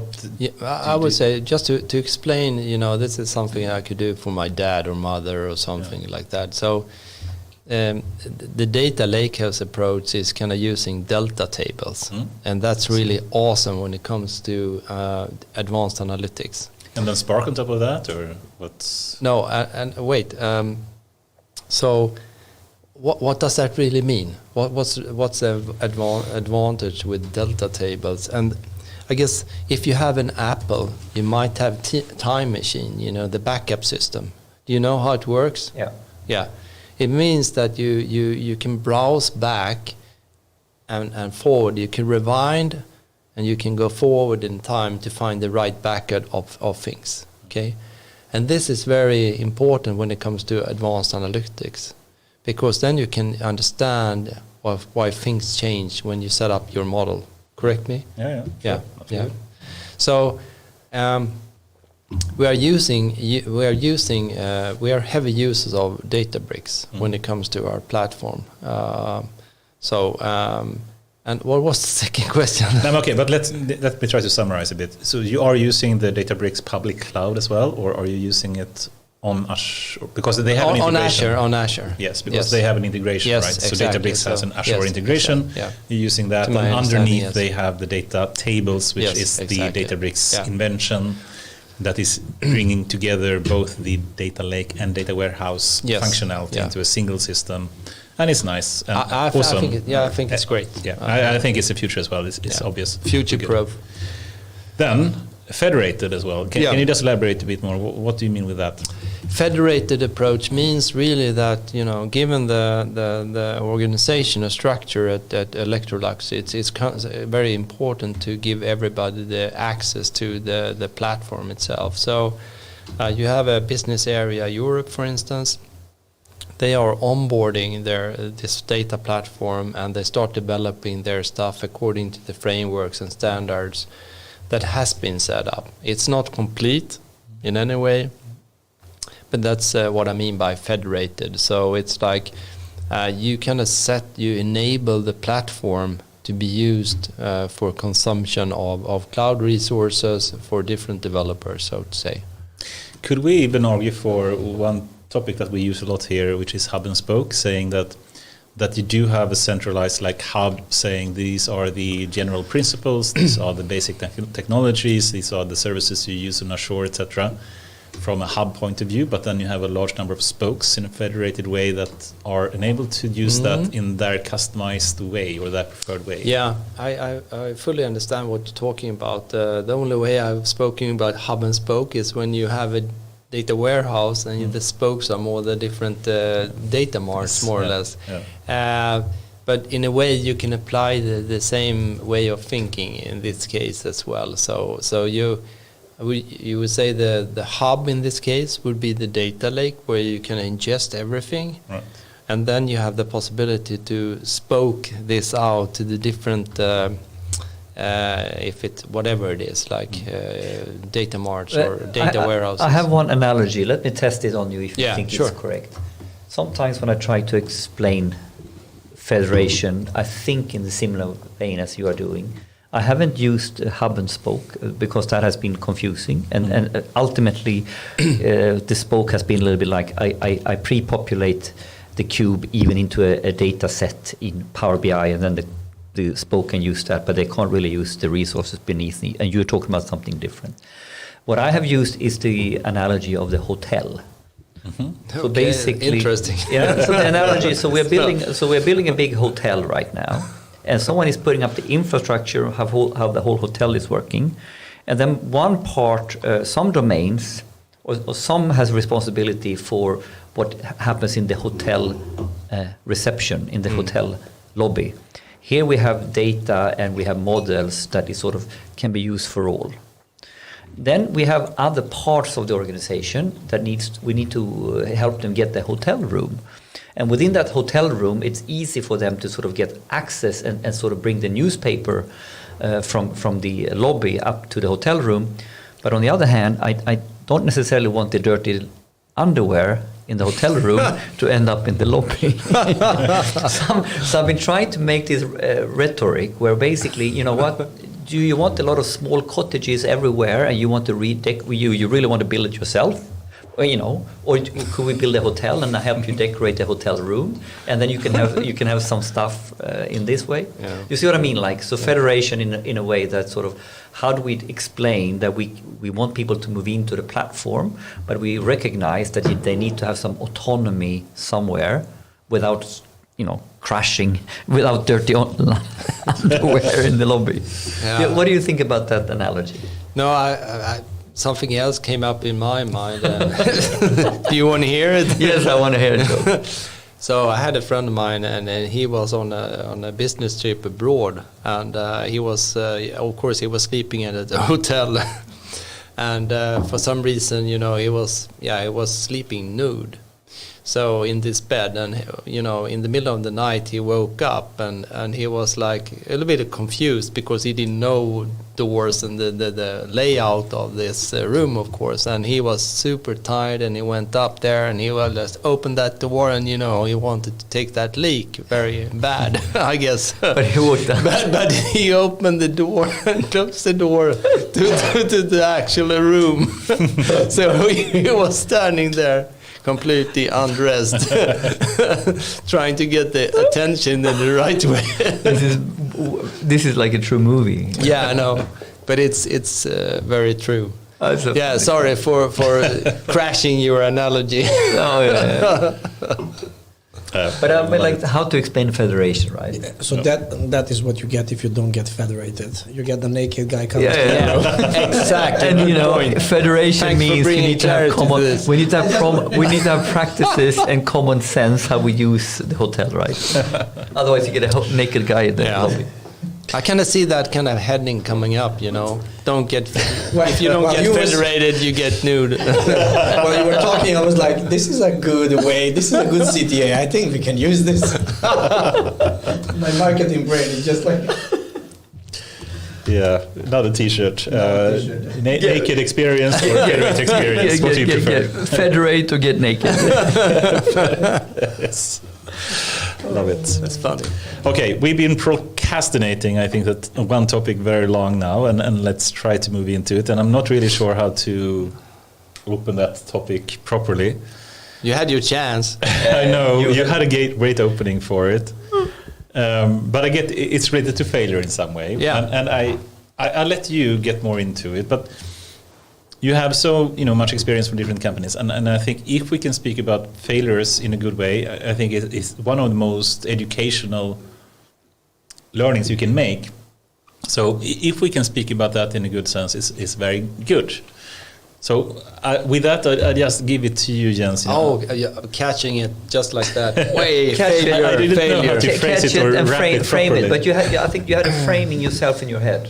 No, not really. But I think it's a very important topic to discuss because no one really talk about it. Yes. And at least I've come across a few CIOs throughout the years, who have really big headache when it comes to this area. And I remember one, he said to me, I've been working something like a month there, and he said, I had some kind of introduction talk with him, and he said, Jens, I really hate business intelligence. And, I felt like, okay, that sounds very good. This might be a little bit of an uphill climb eventually. Mm-hmm. No, but we kind of, took care of that. It took 4.5 years or so, but I guess he's quite happy nowadays. But I think to discuss and talk about failures is very important. Like everything else in life, because you learn a lot from it. If you don't make any mistakes, I would argue, you will have a really hard time to learn anything. Will you agree? Exactly. Yeah. But when you go to different events and everything, you hear the success stories and how everything, how they succeed, and you very seldom hear about the failures, and the learnings, and what you can take away from that. But what I think is maybe not a very good analogy, but it's like building a house or building a bridge. I thought you would say it's like building a hotel. No, not the hotel again. But I think it's like if you. I have a perfect intro for. Oh, you have? Yes. Let's hear it. Right. I have a perfect intro for that, and it's related to what you said before. Before we started the show, and that was related to courage. Yeah. Because courage actually leads to success or a failure, right? Because these are the if scenarios. Exactly. So I think that first, let's define what is courage when transforming and moving let's say a company to a data-driven transformation or data-driven concept. What does it mean, courage? And courage is also, acceptance that you will fail. If you're talking about people speaking on stage about their successful stories, but not about their failures, that is also a courage. Yes, it is. Right? I would be a little bit the opposite of courage, because the courage will be, hey, guys, it's not everything pitchy, this is what is happening. But let's define courage, and then from that, let's define the failure. I think that is the best way. I agree. Right. So what did you mean when you said, let's talk about courage in transformation? I think in many cases you need to be bold enough to take those important steps that someone else hasn't done before. And I want to take this example again with this data event that we executed or performed at the insurance company. No one had done it before. None. And I sat down with the team and we discussed, how do we set the scene really, within the insurance company. And this insurance company is quite old, a lot of legacy systems. 100 years at least, right? 150 or something like that. And we sat down and we had this creative workshop to discuss. Okay, what do we do? And everybody was so excited. It was so super fun to do this. And I think it took a lot of courage, for everybody in that room to really step up and do this, So it's really about making those bold decisions and trying to do stuff that someone else hasn't tried out, I would say. Right. That's my in way of explaining it, I guess. You want to? Yeah, because I have... So there is one thing that I have been keeping on my soul for a long time, and it's one of the things that...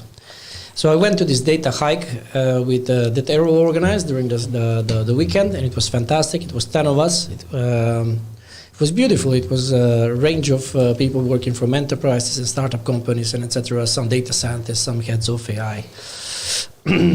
And I would like to come back to something that you mentioned also earlier, and that was the politics. Yeah. And I want to address this because usually, basically, we avoid this topic, but everybody talks about the politics in enterprises.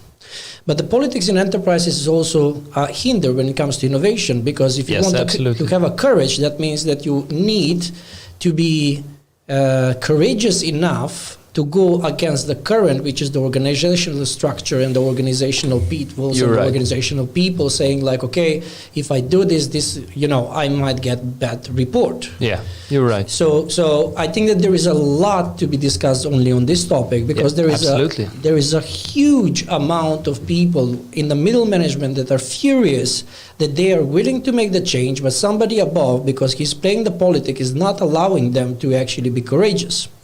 There is no change if there is no courageous times. That's why Corona and pandemic was so beautiful, because against all of the negative connotation to death and whatever it was, you can see that in 6 months organization can work really nice when they align themselves behind not the politics, but being courageous to find the solutions. Yeah, and I have a really good transition point to that. Great. Leadership. Okay, So now I think now, now it's getting very interested, because I think what's really key when it comes to, courage, failures and everything, it's leadership. And to me, personally, leadership is everything. Yeah. It really sets everything in place. But let me now string it together. Sure. I think we have three key words. Talk about failures, courage, leadership. So let me frame it like that. It's not until we talk about and examine the failures that we truly understand what we need to work on that really matters. Exactly. And when we really go on the journey of failures and understand what really matters, it helps us to go from fixing symptoms to root problems. Root causes. And then when we are going to root causes in a large enterprise, I argue that you can string it a lot back to the fundamental leadership, incentives, mandates, and our objectives. Yes. And here now, stringing it back to the dilemma we talked about yesterday, before. I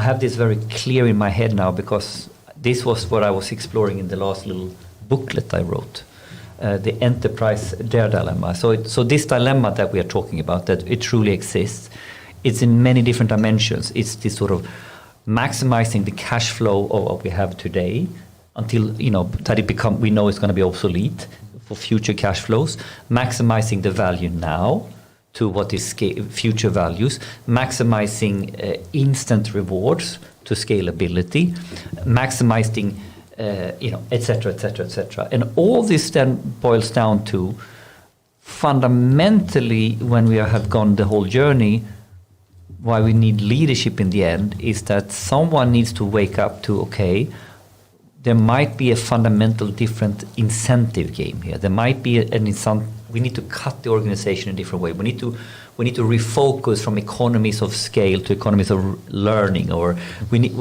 there's a fundamental shift. Absolutely. From efficiency focus to innovation focus. Many different things like this, and then basically the failures allows us to find the root causes. The courage makes us talk about it and nail it down, and then the leadership is makes it happen. Because if it doesn't happen, if the leadership is not willing to change the mandates and organization incentives, in the end we are working against the context. I think you've wrapped it up excellently. I think it was really good. And this is we're struggling here, right? Because it's a little bit like, and actually we are our own worst enemies. And you know why? No. Because the whole industry and the whole way we are learning about these things, we are learning about them from the tech stack. We are learning what Databricks can do with data tables, delta tables. We are learning about this. So we are really proficient in the engineering and all this as a community. I'm generalizing. Yeah. And we are so deep in our community, and we are quite, fairly good at what we are doing, but we have lost the touch with the core dilemma and the agenda of leadership. So there is some sort of gap, literacy gap, and I think one of the key failures I am doing, how do I become better at playing with empathy the game of the executive board or the game of the business leaders? So basically, I can't really expect them to come to play my game. I wish they were interested in delta tables, but they're not. So how do I need to communicate? I don't know. This gap, No, I think is huge. I think what you're touching here is very important, and you need to adapt your communication depending on your audience, so to say. And when it comes to the C-level suite or whatever, it's about explaining how you can enable value. And that's what I want. I think sometimes we get lost in translation, more or less, when it comes to all the technology. That's what I meant. Exactly, I understand. So it's really that, we are leaning a little bit too much on the technology itself and get completely lost, instead of just, seeing the technology as the actual enabler of the business value, and talk about the business value instead, and I think that has been a problem with this industry for quite some time, more or less. And that kind of goes back to some of my comments on my LinkedIn profile, because I was born and raised in a family who drove their own business. My parents had their own business, electronics store. Guess what I did during my summer vacations in school? I was working there. Yeah. Selling or repairing television sets? No, I was more the sales kind of guy and delivery kind of guy. But I think that was really part of my core when I grew up. It's super important to understand the value of business and interacting with customers. And of course, when it comes to working in the retail industry or manufacturing, like I do right now, that's a very good understanding, because how the customer is working. But it really puts the focus on the actual, delivering value and understanding that's super important. And I've been trying to have that as a red thread in everything I do within data and analytics. But there's so many topics there. But isn't this extremely hard? Because we're expecting people to have mastery in very complex technology that is extremely rapidly evolving. So you are just simply consumed to keep up. It consumes you to keep up what you could do. I'm a data engineer, and that is my core calling. I'm a data engineer. So can you really expect a data engineer to also be the best businessman? No. And it's about specialization as well. I think you need to be very humble. I'm very humble about all the core competences needed to deliver something today. Yeah. I mean, in the back in the days when this kicked off, with data warehousing and BI for me is both like data warehousing plus decision support, more or less. You were talking about front end developers and back end developers. That was kind of simple, Someone did the back end stuff, and someone was doing the fun stuff, with the graphical user interface towards the customer. So much more complex. But now it's so much more complex. Exactly. It's like a set of different specializations, and that's something that I very often see in different organizations, because they think, okay, so you're a developer. Okay, are you doing C# or C++, or what do you do? But in this case, it's so much more, and it's not like only compiling a set of code and running the application. It's so much more around that. But speaking about that, and trying to also summarize the topic a bit here, I think we had a nice catchphrase here, which is that we need to recognize the failures. We need to have the courage to talk about them. Yeah. And the leadership, I guess, to solve them in some way. Perfect. And very good. But also, how do we solve them? And what is the right leadership? And what is the wrong leadership? And let me give an example potentially of wrong leadership and see if you agree or disagree. No, but I think one way to just reason about things is always to think about the extremes. And then you try to find, the right path is probably somewhere in between. And one extreme when it comes to leadership and, being able to solve the failures that we have is to say, we just listen to the users.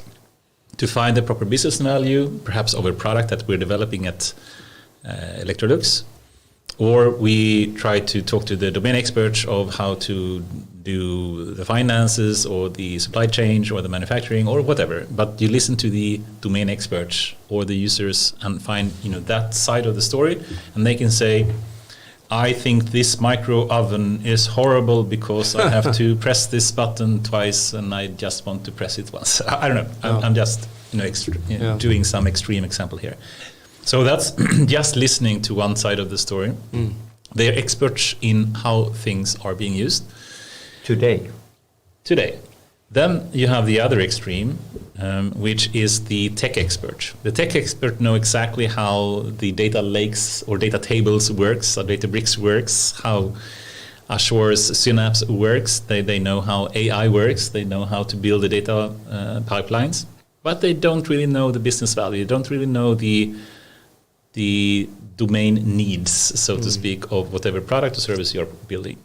So either case, you are just listening to the users themselves and say, what do you need? And we fix that.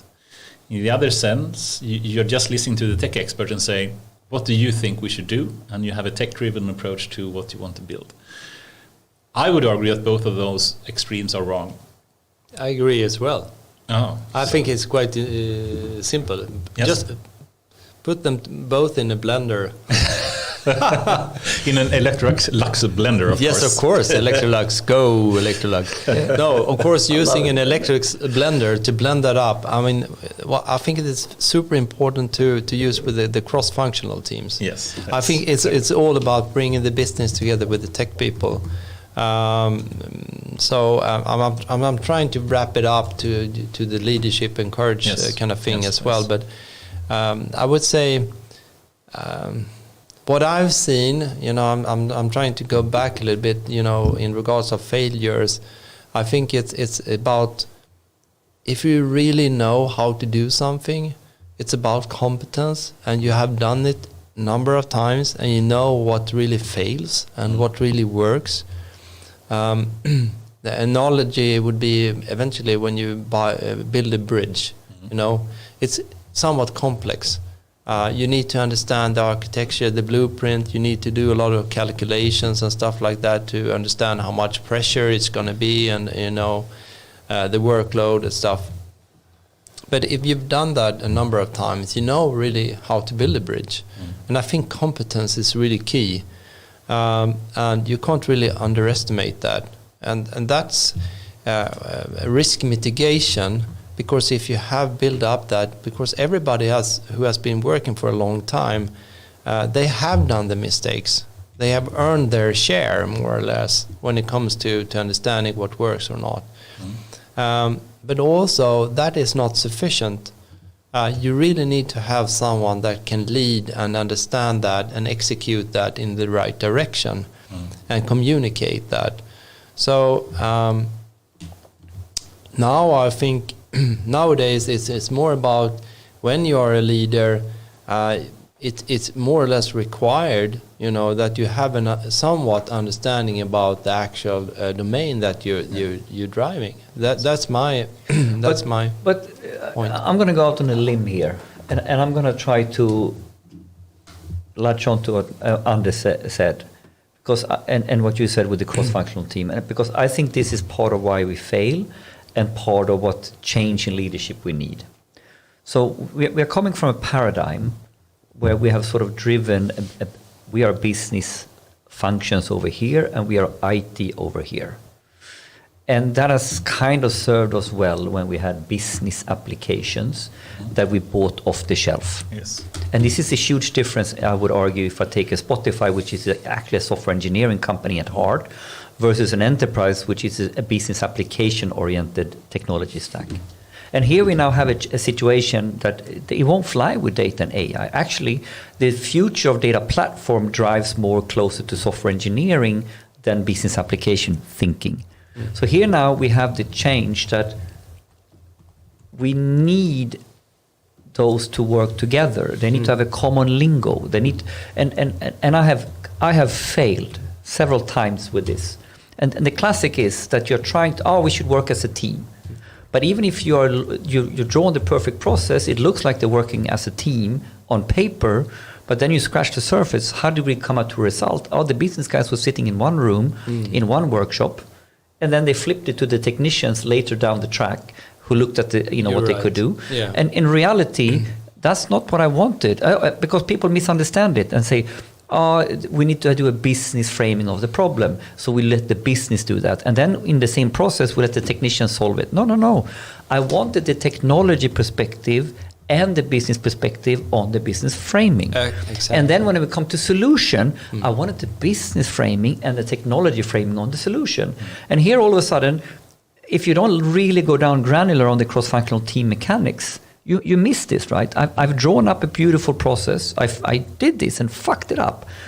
And I thought we were working well. The process was clear. We had a cross-functional team, but the mechanics of who was taking what meetings was still sequential. Yeah. And so I think now we come to the leadership problem.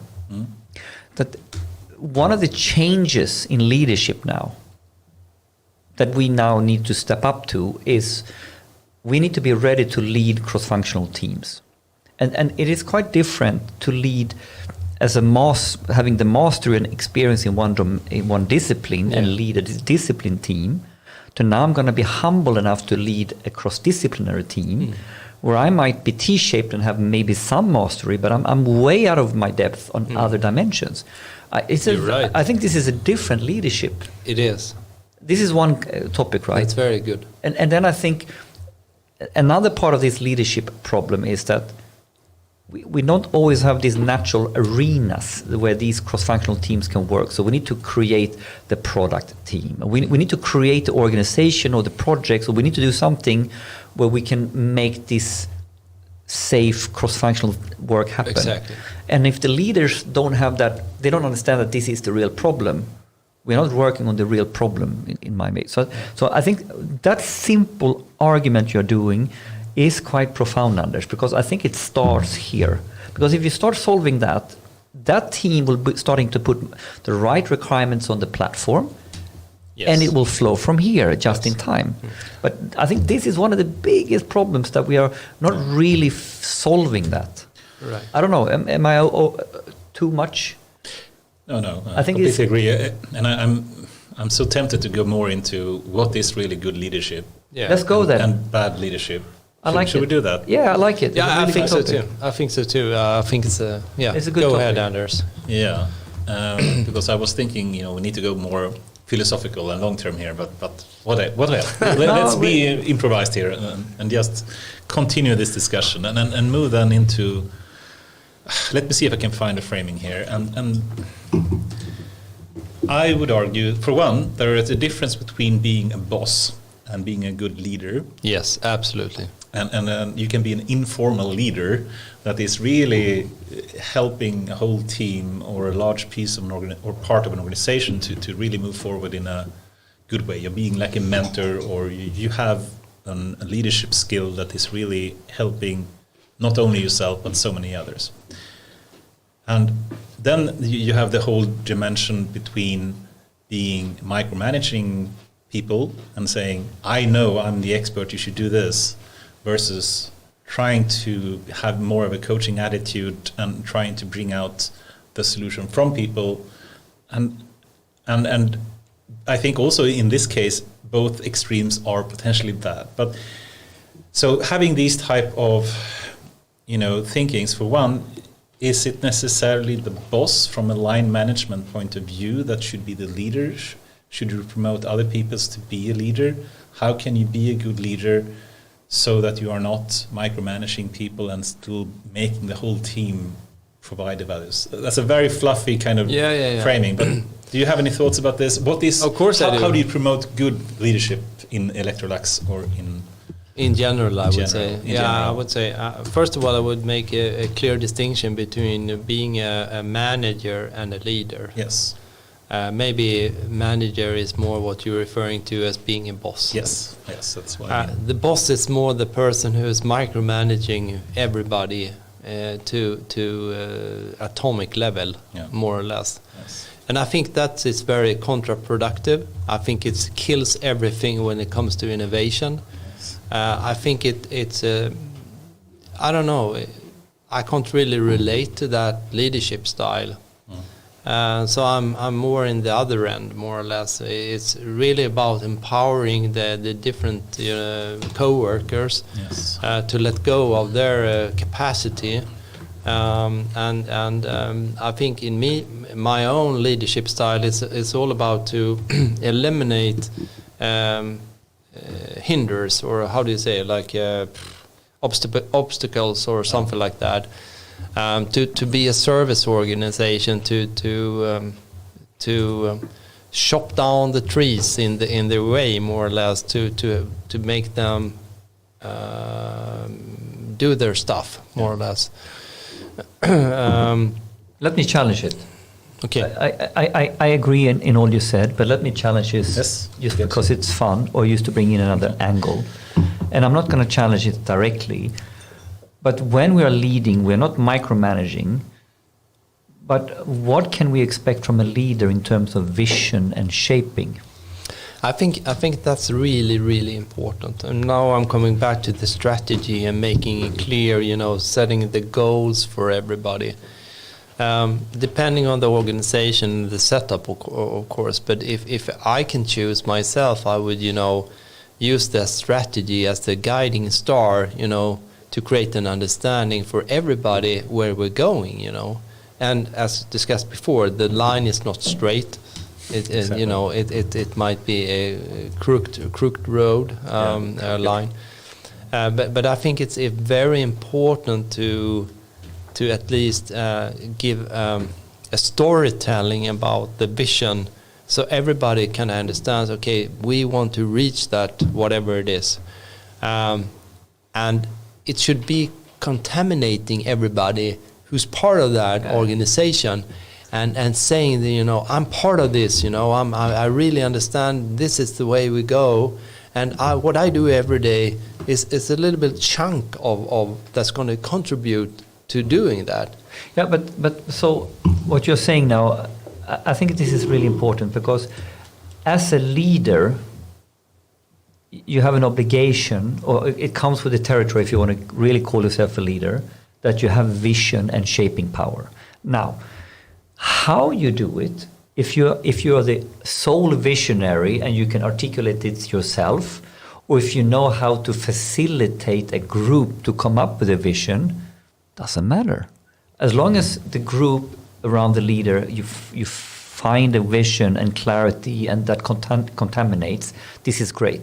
But we have different styles, which I think can be good leadership. But some people, like if I take a Steve Jobs of the world, he or Elon Musk for that matter, he might be the person who projects the shape or the vision. Yeah. But you have other leaders, maybe Warren Buffett, or I don't know, who has a different tonality. Yeah.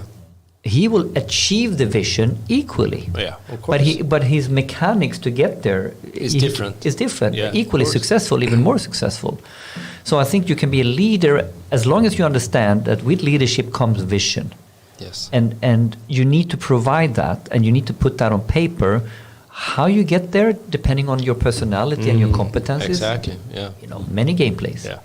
Would you? Is that fair? No, I agree. I guess you need to put your personality touch to it. I think that's very important. Again, I think there's not one single solution for it. No.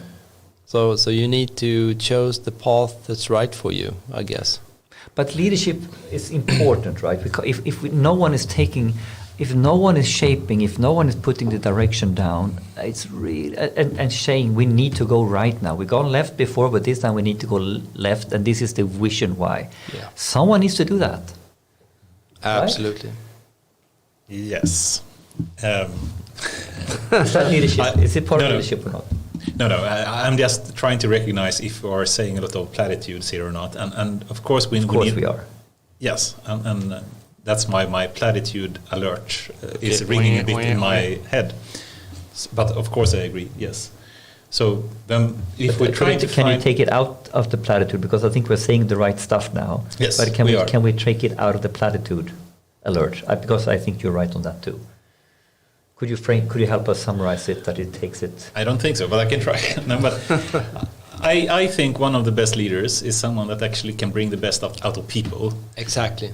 That is one of the best strengths, I would say, a leader have.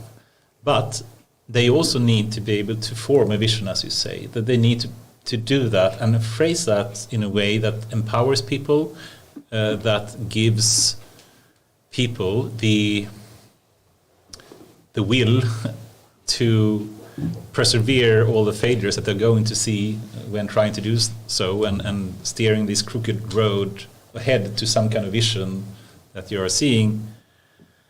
And I'm trying to say what you said, or think about what you said about Steve Jobs and Elon Musk, etc. Are they good leaders or not? Obviously, they're very successful. And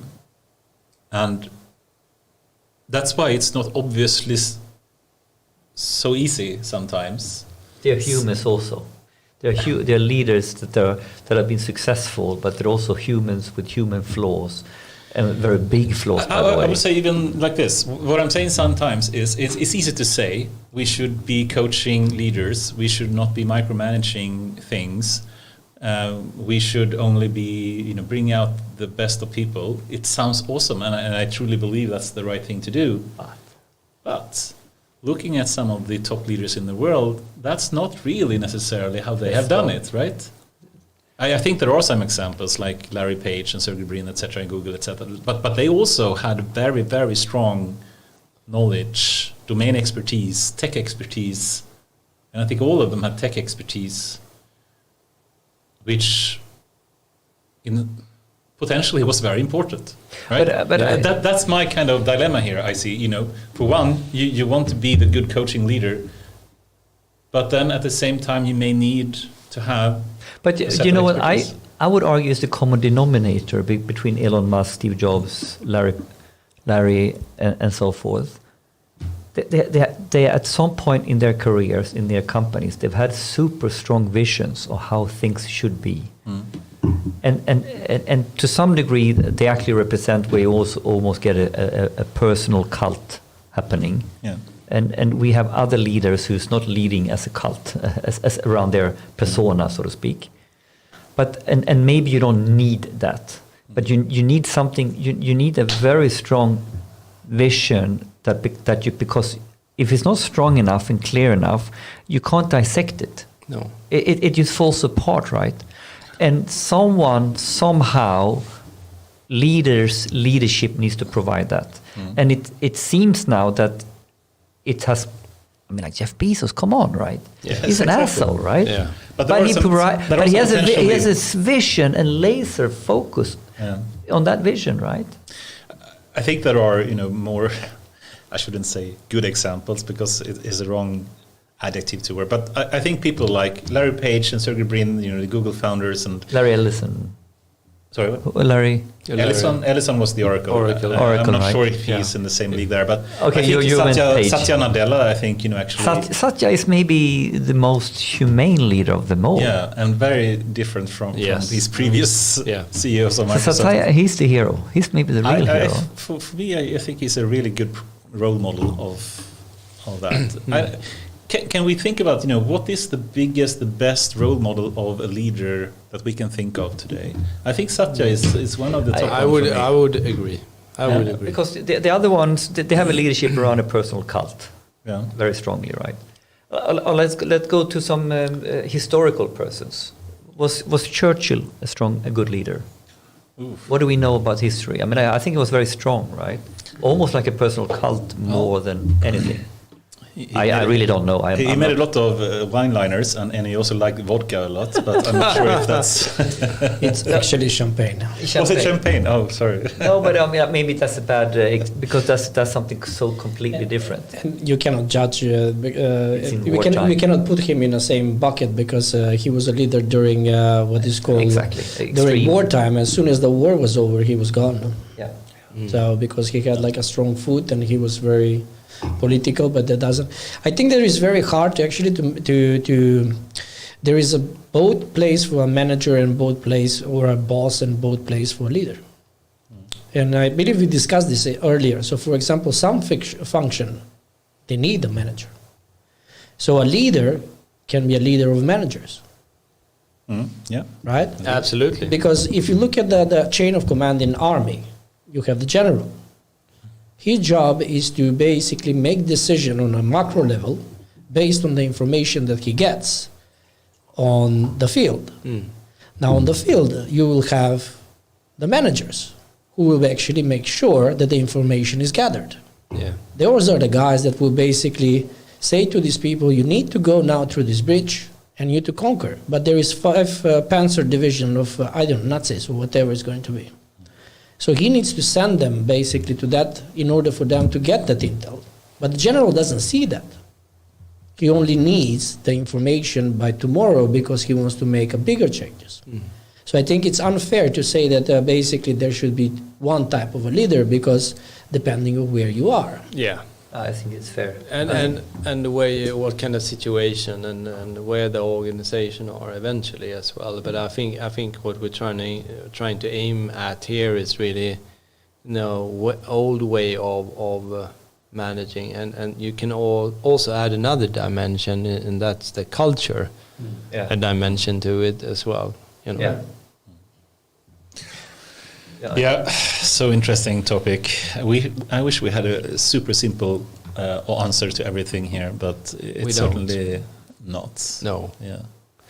And I guess once again, it's through experience, I think, that you learn. And I think experience is sometimes a bit undervalued. And I think the quote what you said before, through experience, you learn to recognize the failures you have done.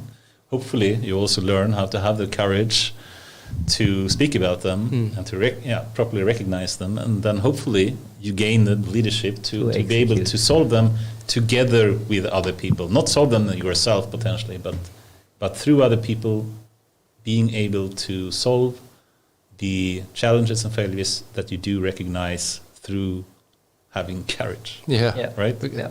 Good wrap up.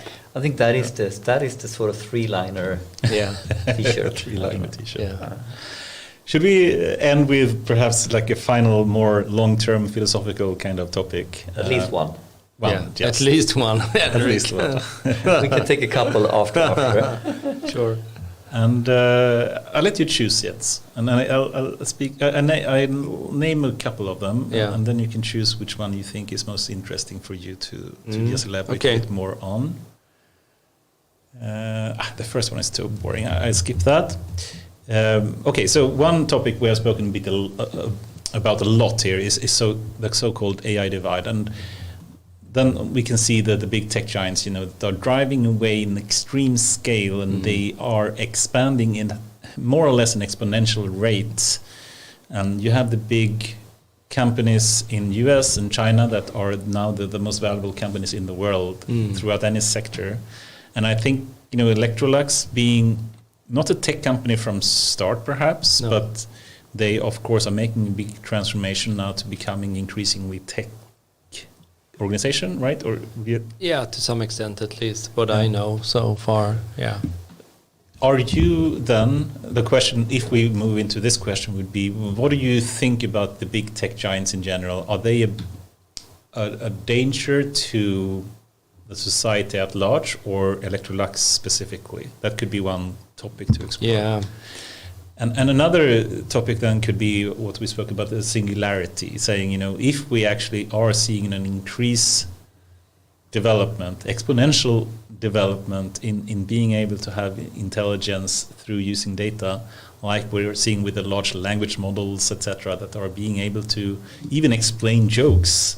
If someone want to Google for this afterwards, they can look up chinchilla or flamingo and these kind of awesome models that have come recently that even can understand and explain the reasons behind a joke.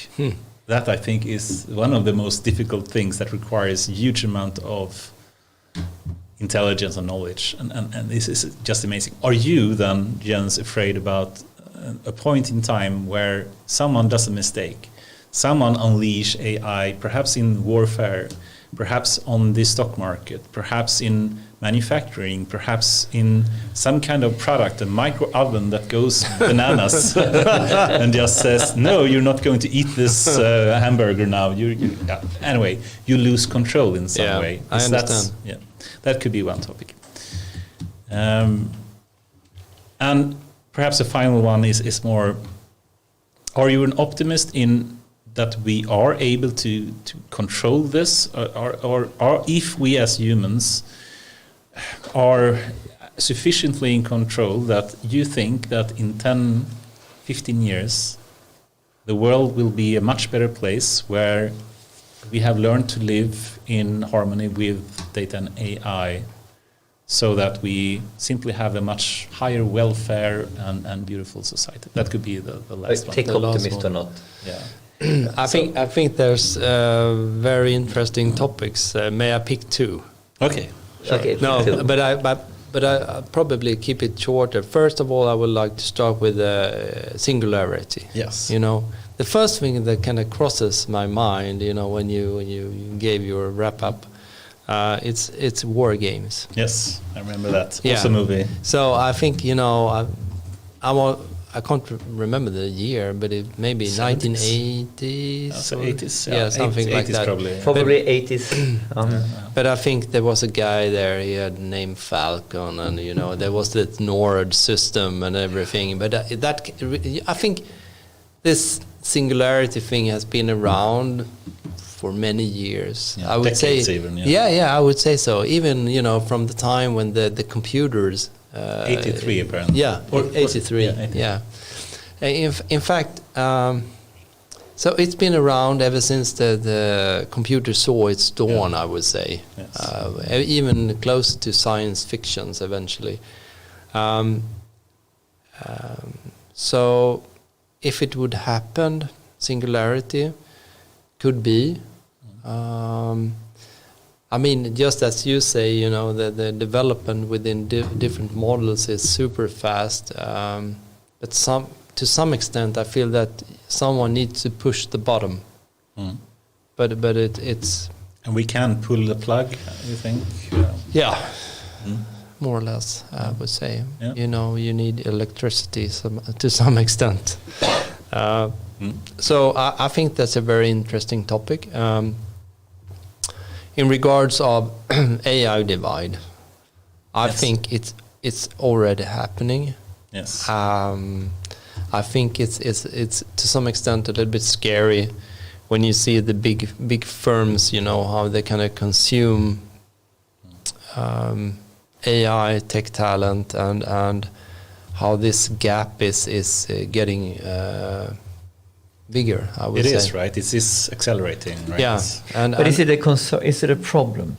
That's maybe to some extent, I think it's a problem, because there are going to be companies or organizations they are too late. I kind of think about what's happening in Darwin's, fittest of the survival. It's like some people, some organizations, some companies, they will just fade away more or less, because they have been too slow to adapt, more or less. Mm-hmm. Let's take an old example that I talk about when it comes to digitalization. Kodak. Mm-hmm. Yes. A long time ago, when you have those analogic photo film rolls. In fact, they invented the digital camera. They did, right? In 1985 or something. They did. And it's so fascinating, because some, we don't go that way, because we make so much money on this analog stuff, Can you imagine? And then a number of years later, they go bankruptcy. And like 1 or 2 years, they just went from a super big company to nothing.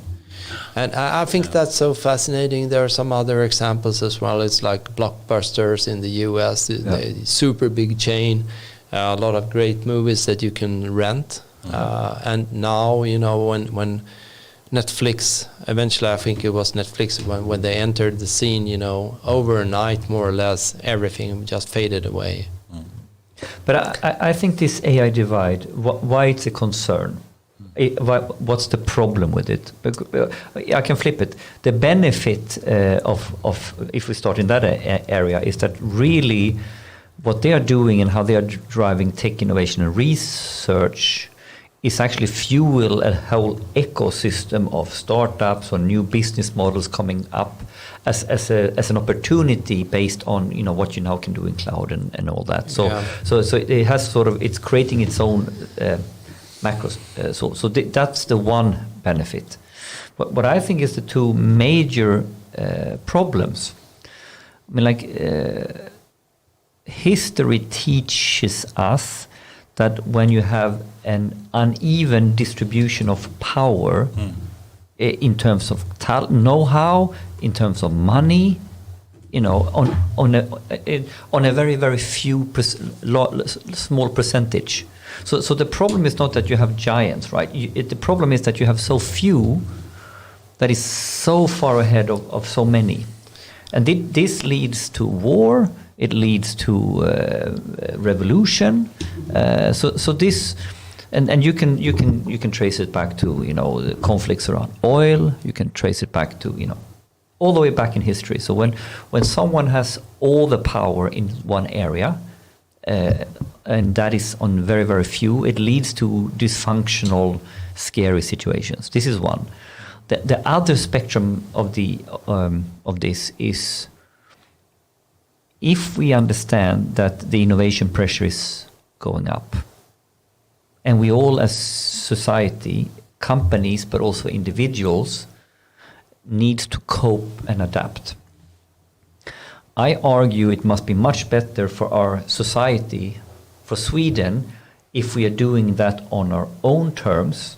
It's painful, but we are doing it on our own terms. I am deciding when I want to learn something new. I am deciding when I get a new job. Instead of being completely disrupted from the outside of the core environment. So if I think about industries, healthy Swedish industries, it's better that they disrupt themselves this has to do with jobs, it has to do with everything like that. So when we have a very, very few set of companies disrupting the rest, I think the economical consequences are bigger.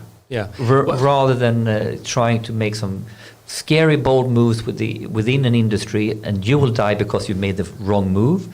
But I think it's still more healthy for Sweden or for society. You're right. I think the only challenge here is that what's like the human capital in this, the people who have the skill set. Yeah. And I think that's very key in this, because you won't be able to disrupt your own business if you don't have the right people. Exactly. And so I think that's really the key enabler in this, and that's kind of part of the problem when it comes to the AI divide, because you have a few companies that attracts a lot of people, and they are like sucked up in this ecosystem, either if it's Amazon or Google or whatever it is. Or if they're recruited or simply acquisition. Yes, exactly. And I think so the natural source of people, that's going to be quite limited. And I agree with you. I think it's much better if each company is just disrupting themselves. But what about, access to the people who can actually perform that? Yeah, so it's a catch-22. Yeah. And there is one more topic that we need to put in talent, because I think that we need to round about the talent. If it's an AI war, if it's the AI divide we are talking about, it's a war for talent. We went to Middle East, we talked about it, we're talking about Data Innovation Summit. But we are not often talking about and Eric Peterson was here last week, I believe. 2 weeks ago. 2 weeks ago, yes. 2 weeks ago, right. We were talking about this, and after work, we started talking about something, and it came up to my mind. It's so big inflation right now on the salaries that every single data scientist who is actually working in a company is usually staying for a very short amount of time, which means that they are staying for not enough time for them to make meaningful impacts for the company. That means that it's basically we're creating also a society, or we're creating basically a functions that they will never know how it's going to look like if you put something in production.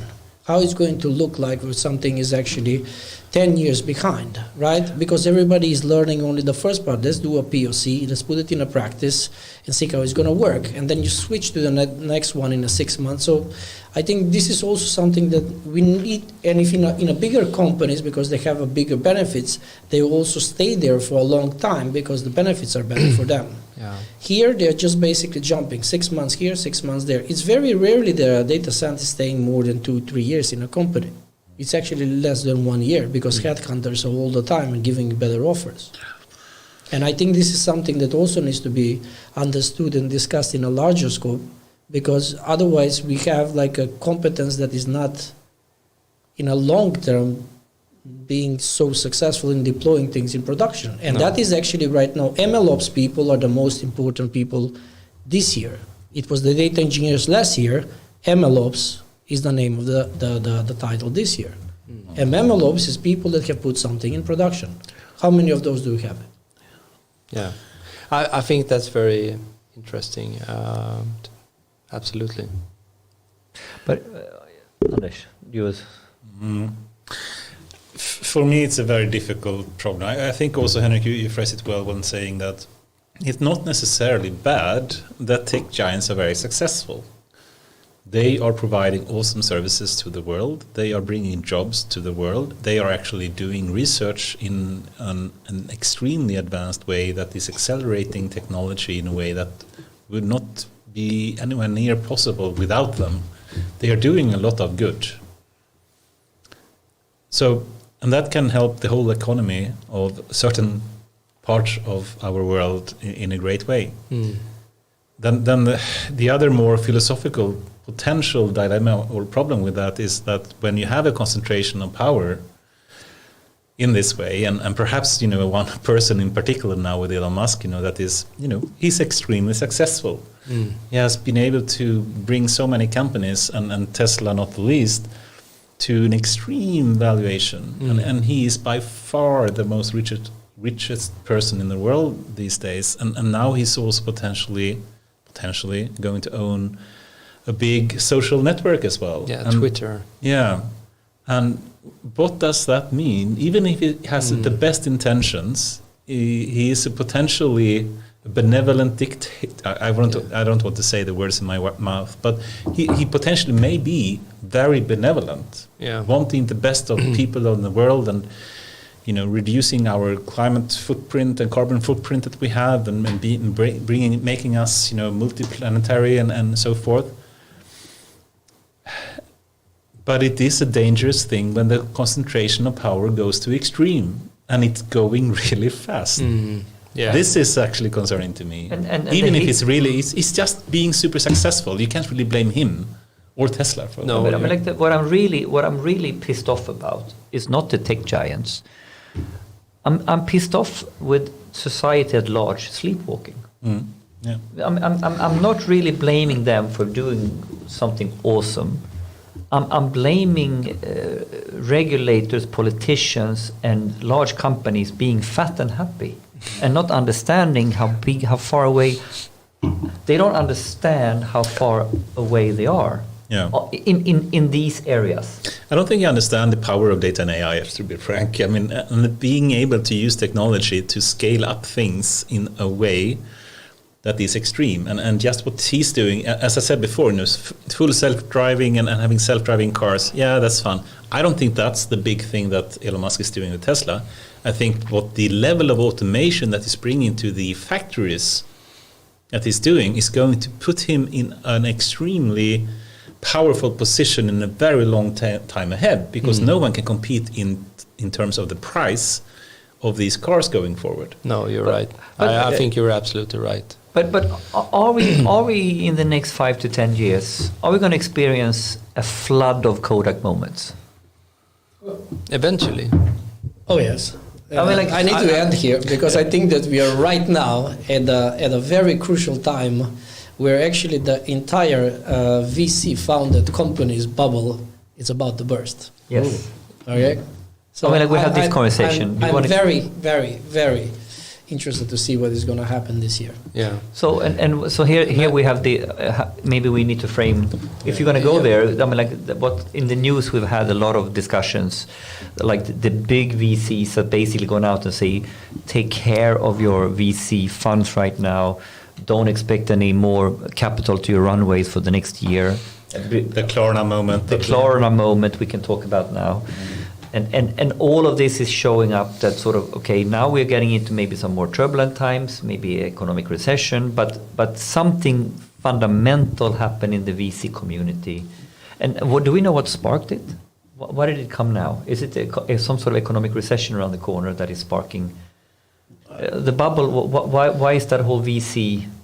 Why is it happening right now? That's my question. I'm not very sure of why is it, but it was long time overdue. Yeah. And the point was that you have like basically most of these companies are so in the past 15 years, how the economy was run on a global scale was basically investing in the companies that can scale the most, not the ones that can actually earn the most. Exactly. Right? And I believe that after so many times people have realized we're just burning money. We're just burning cash.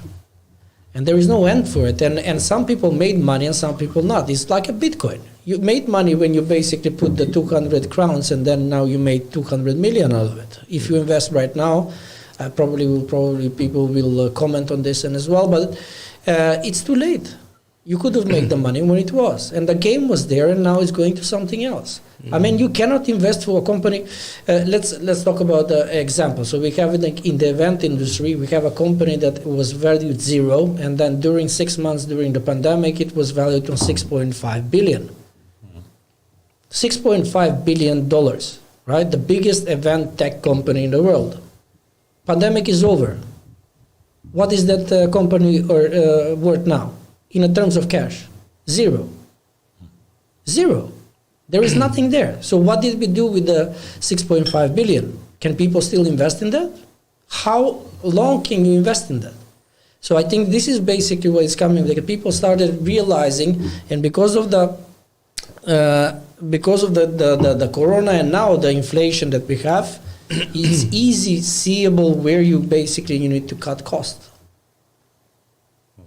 And this is I think that is going to be very interesting year. We will see a lot of VC-funded companies, even in the data and AI era, that basically have done very great innovations, but not enough customers. They will just simply disappear. Or the technology is going to be bought by somebody else and put out under the rug like never existed. What do you think? I'm always very dystopian about this, but it's like in fact, I wanted to make a transition to the third point that you were saying previously. Something about are we using AI for the good purpose and stuff like that? Yeah. Yes. So I would like to talk about Tom Cruise. Oof, really? Yeah. Not about Top Gun. Actually, I want to see that one. Yeah, I want to see it as well. No, but really, the reason why I bring it up is really deep fakes. Oh yes. Yeah. Deep fakes. So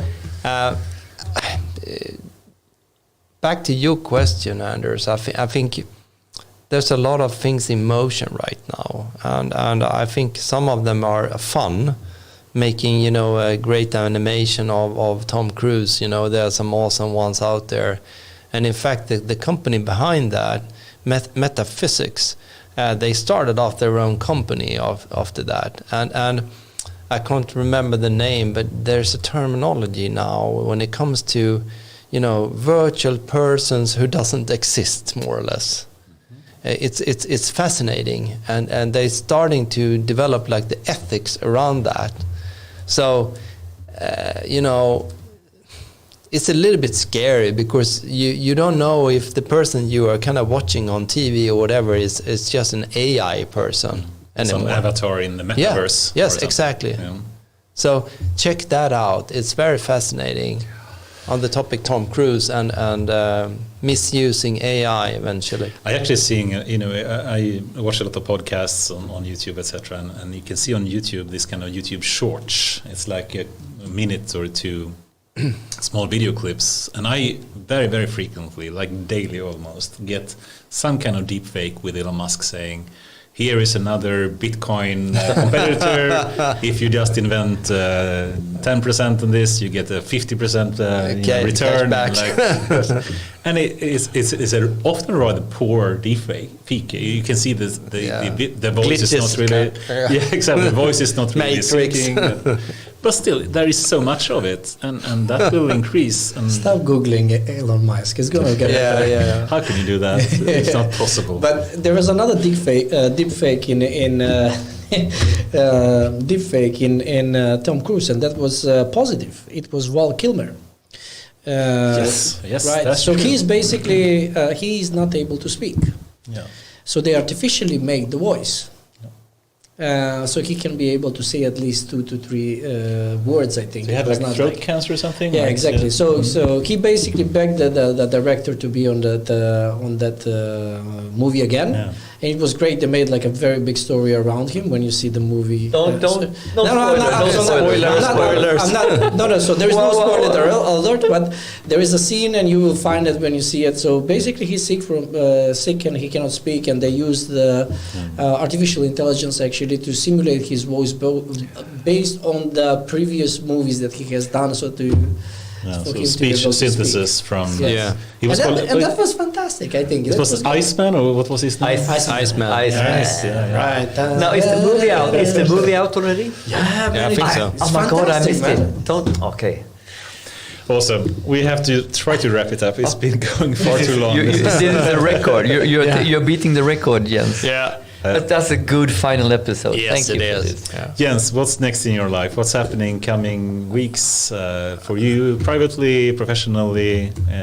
I guess vacation or something, or what's coming up?